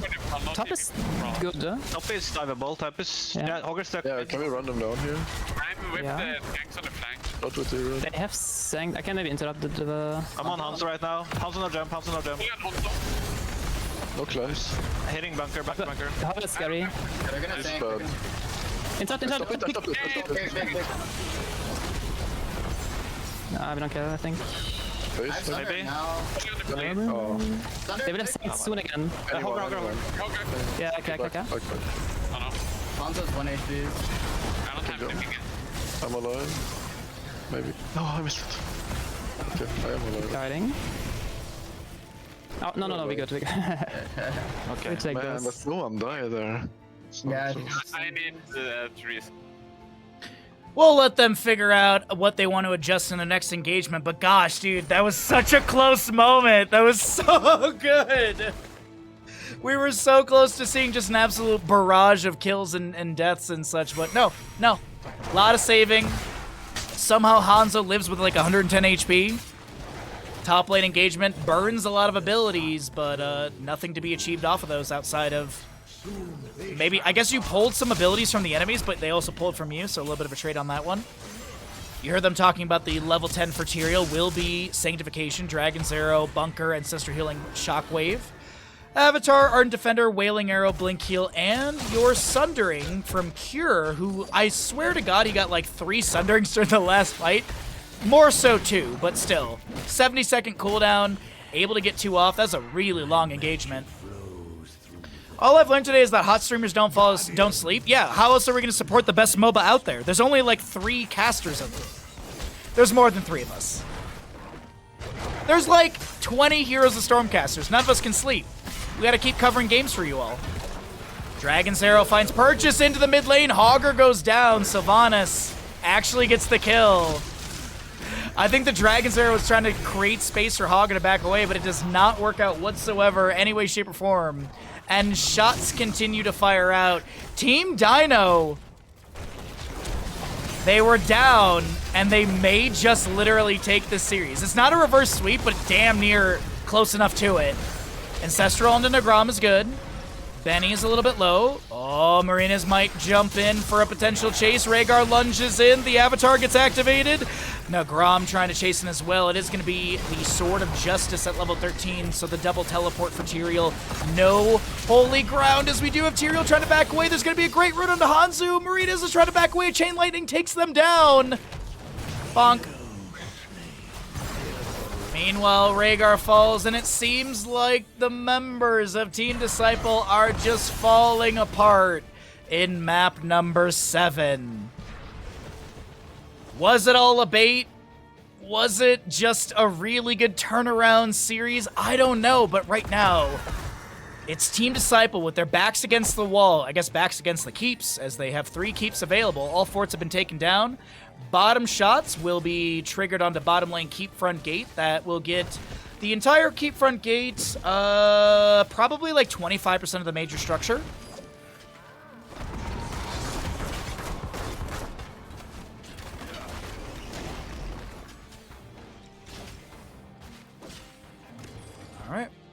Boss, by the way, up in 9 seconds, so we're seeing some posturing around this. Of the temple sleeps.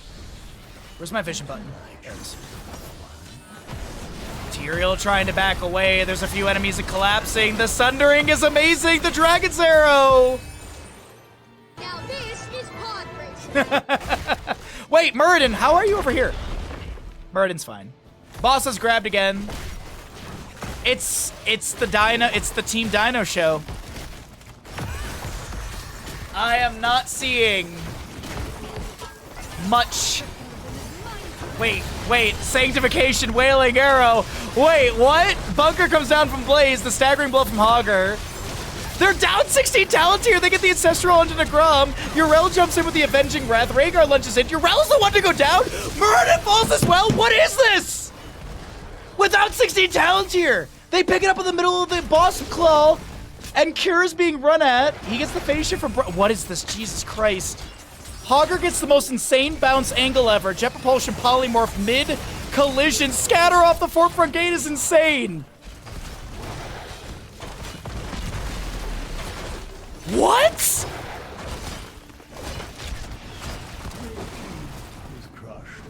How?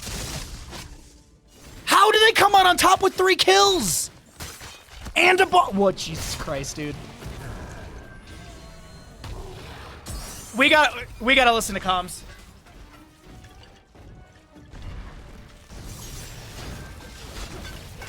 I might try to play for it. We should go down. I'm not there. I have no Q. Get out there. I will Q out. I will speed. I need to reset. Guess we play bot. They have ults, I have no... I will tap, wait for some. Guess we wait for Sanct. Yeah. Once I through and some. Wait. You can chill. Don't die, but We need to fight it. yeah, I think so. I have thanks. Let's try. Shouldn't be scared. I'm speeding you. I'm playing on E-Red. Mura, we can play Mura. Mura is foul. Going. I was jumping. They're not... And E-Red still doing this. I'm hitting Ferret. If we are inside, I think we're fine. Play inside, yeah. Yeah, play inside. Kill him. He's on. No, don't kill him. Look here. Oh no. I need Sanct. Thinking now? I can't. I should have done it before, maybe. Maybe it's not true though. Troll. No thanks yet. Thinking now. I kill it. 2 in 1. Kill Mura and... I don't know. Who gets up? I don't think we do. This top and vision. Just fix face. I will go top. Sylvnoy, maybe... I can see... They have Irel though. And we are losing top a lot. Oh, Irel. She was here, Irel. Yeah, I saw. My temple's I guess you get vision and now hard. expended. You are stronger than I believe. Easy 1 minute. A tense moment in the comms as it looked like it was going south for the side of Team Disciple when they lost that Hanzo, but then they come back and find the triple kill. They push into 20 talent tier. They have Holy Arena, Bullseye, Fortified Bunker, Farseer's Blessing, and Hogger is going to be sent to Anger Management at level 20.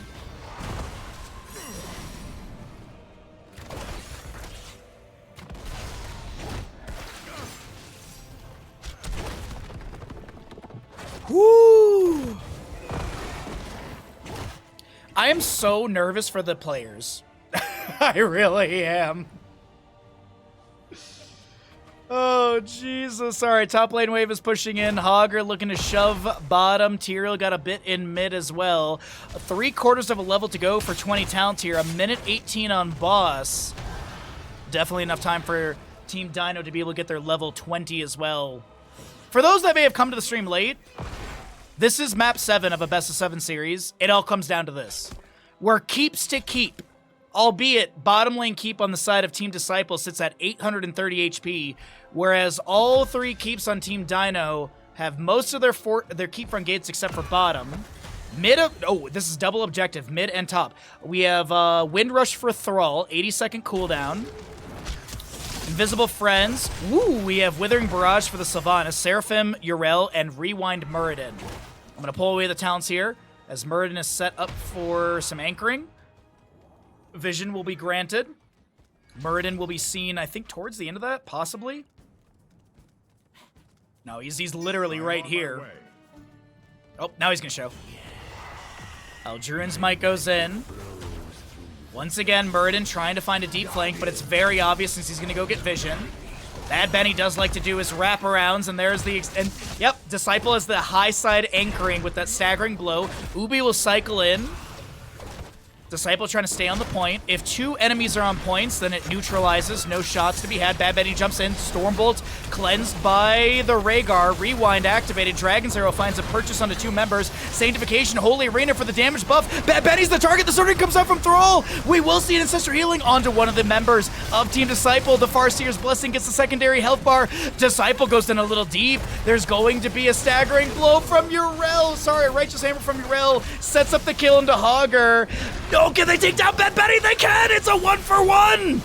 But a lot of low members on the right-hand side. Blaze tries to jet propulsion back into the enemy team to create space, but it's mitigated by a Thrall Root. Oh my god, dude. I'm sweating so much here, dude. I'm so nervous for these teams. 45 on Muradin, 39 on the Hogger. Tyrael jumps in. They're looking for mid shots on the mid keep. Bullseye finds purchase into Thrall Cure. Scatter's pretty good, but a phase shift from Brightwing comes through to help out with that health bar with a blink heal as well. Tyrael putting pressure onto Dino. The captain will not take a scatter. Root connects onto Marinus. Righteous Hammer. A little bit of bop. Mid shots have completely ended. Top shots are the next thing. Tyrael's going to Hearth out for full. Sylvanas backs off a top lane. 6 seconds on Hogger. 10 on the Muradin. Neither team going for top lane.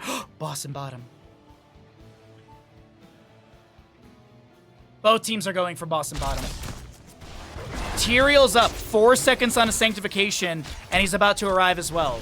Muradin just getting past the keep on their side of the map. Boss is going to be tagged a couple times, down to 50%. Look at snaps, Nagram. Eldruin's Might is going to be thrown in.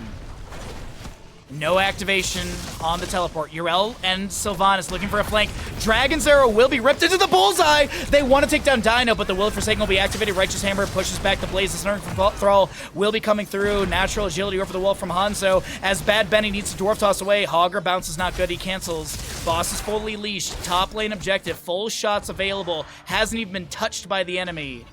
By anyone. Sorry. Snooze ads. Fuck ads. No ads in the middle of my Here's a Storm action. Muradin once again setting up for the flank. They're going to check the bush. Tyrael's going to anchor. Bad Benny will be seen immediately. Dwarf Toss in. There's going to be a Stormbolt under the Rhaegar. Here comes Yrel with another flank. Ancestor Healing is amazing. Here comes the Sanctification as well. They're going to try and take down Yrel, but she gets the Ardent Restoration. Ardent Defender. Boss is once again leash. It's at 75% HP. Muradin has to Dwarf Toss away. Hanzo tags the objective. Well, the objective being the boss. No Sanctification, but they get the boss for bottom lane. Muradin Avatar is about to expire on the right-hand side. The scatter will discover him. The Stormbolt thrown back, but no one connects. Hogger bouncing in. This feels like a push to win with boss. If they can get it, there's going to be a staggering blow, but it's a beautiful cleanse from Brightwing. Oh, Dragon's Arrow coming out from Marinas. We have Brightwing blinking to the side. The Sunring from Thrall will be coming through as well. Bad Benny in the backline trying to create some pressure as he does manage to get the Dwarf Toss away. Jet Propulsion almost gets the stun, but a Stormbolt, I think, connected earlier. Bad Benny, the scatter isn't good. The Shockwave is even better onto the Thrall, though, who's caught up against this wall. Able to bolt to the Storm over the wall. Avoids the boss stun. Yrel goes down. Oh my god, chat. Are they about to do it? Oh no, Hogger! 1-for-1 trade. What's the game plan? They're backing off.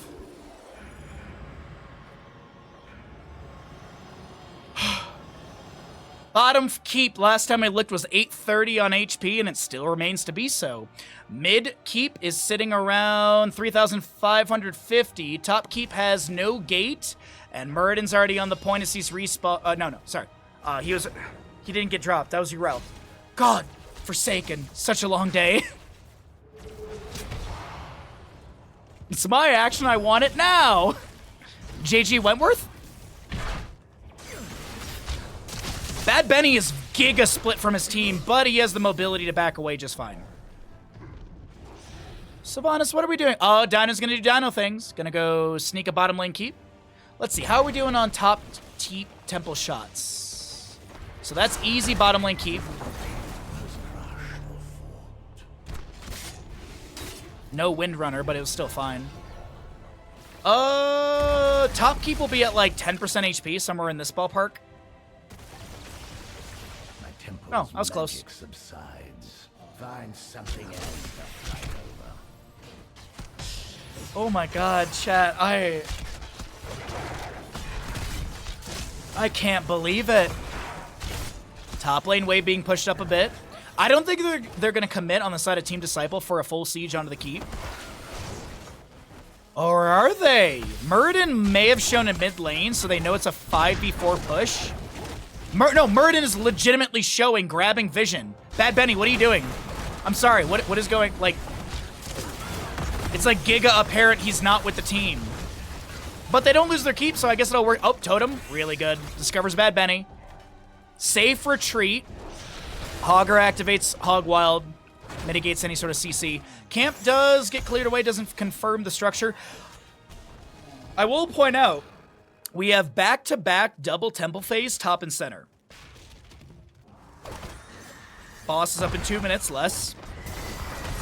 Dwarf toss into Stormbolt onto Hogger, but he read the initiation and had the Hog Wild out in time. Siege camp being worked on here in the bottom left of the camp. Bottom left of the map. Minute 40 on the boss. Urel jumps in with Seraphim. Camp is still picked up by the side of Team Disciple. Objective phase number whatever should be announced momentarily. It's like I know this. It's like this game's my job.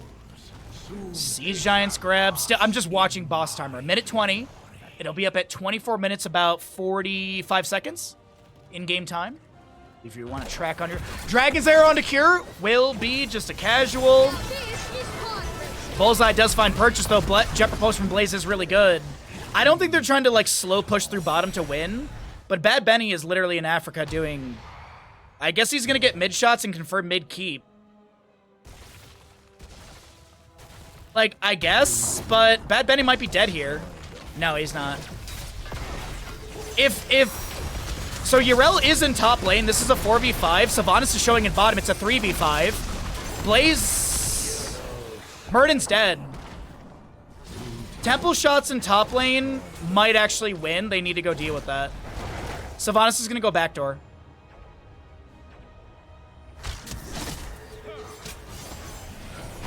This Blaze is hard. This is GG's, I think.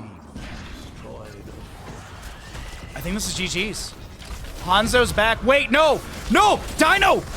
62, 61, 59, 58%. Sylvanas is the one to go down, so Brightwing will fall as well. The Ancestral Link comes through, and Cure goes down. Temple shots in top lane. That's... Oh my god!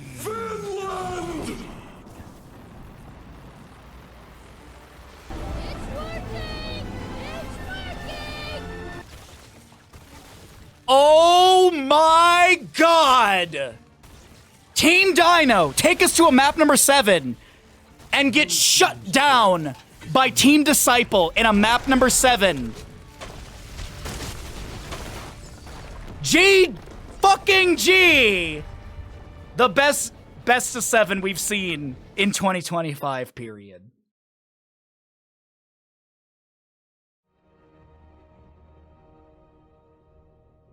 Oh my god.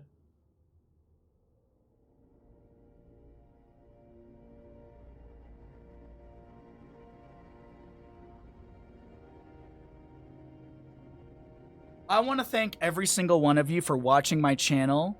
Thank you, Caldor, for the back-to-back raids on Saturday and Sunday. I know you had a bunch of tech issues yesterday and you got to go to bed today, and I'm sure you're asleep right now. But thank you, everyone, for the insane support. Thank you for the gifted subs. Thank you for the follows. We hit multiple milestones this weekend. I literally cannot thank you all enough for letting me bring you Heroes of the Storm action. If you enjoyed yourself here, if you laughed, if you cringed, I don't care. Follow the channel.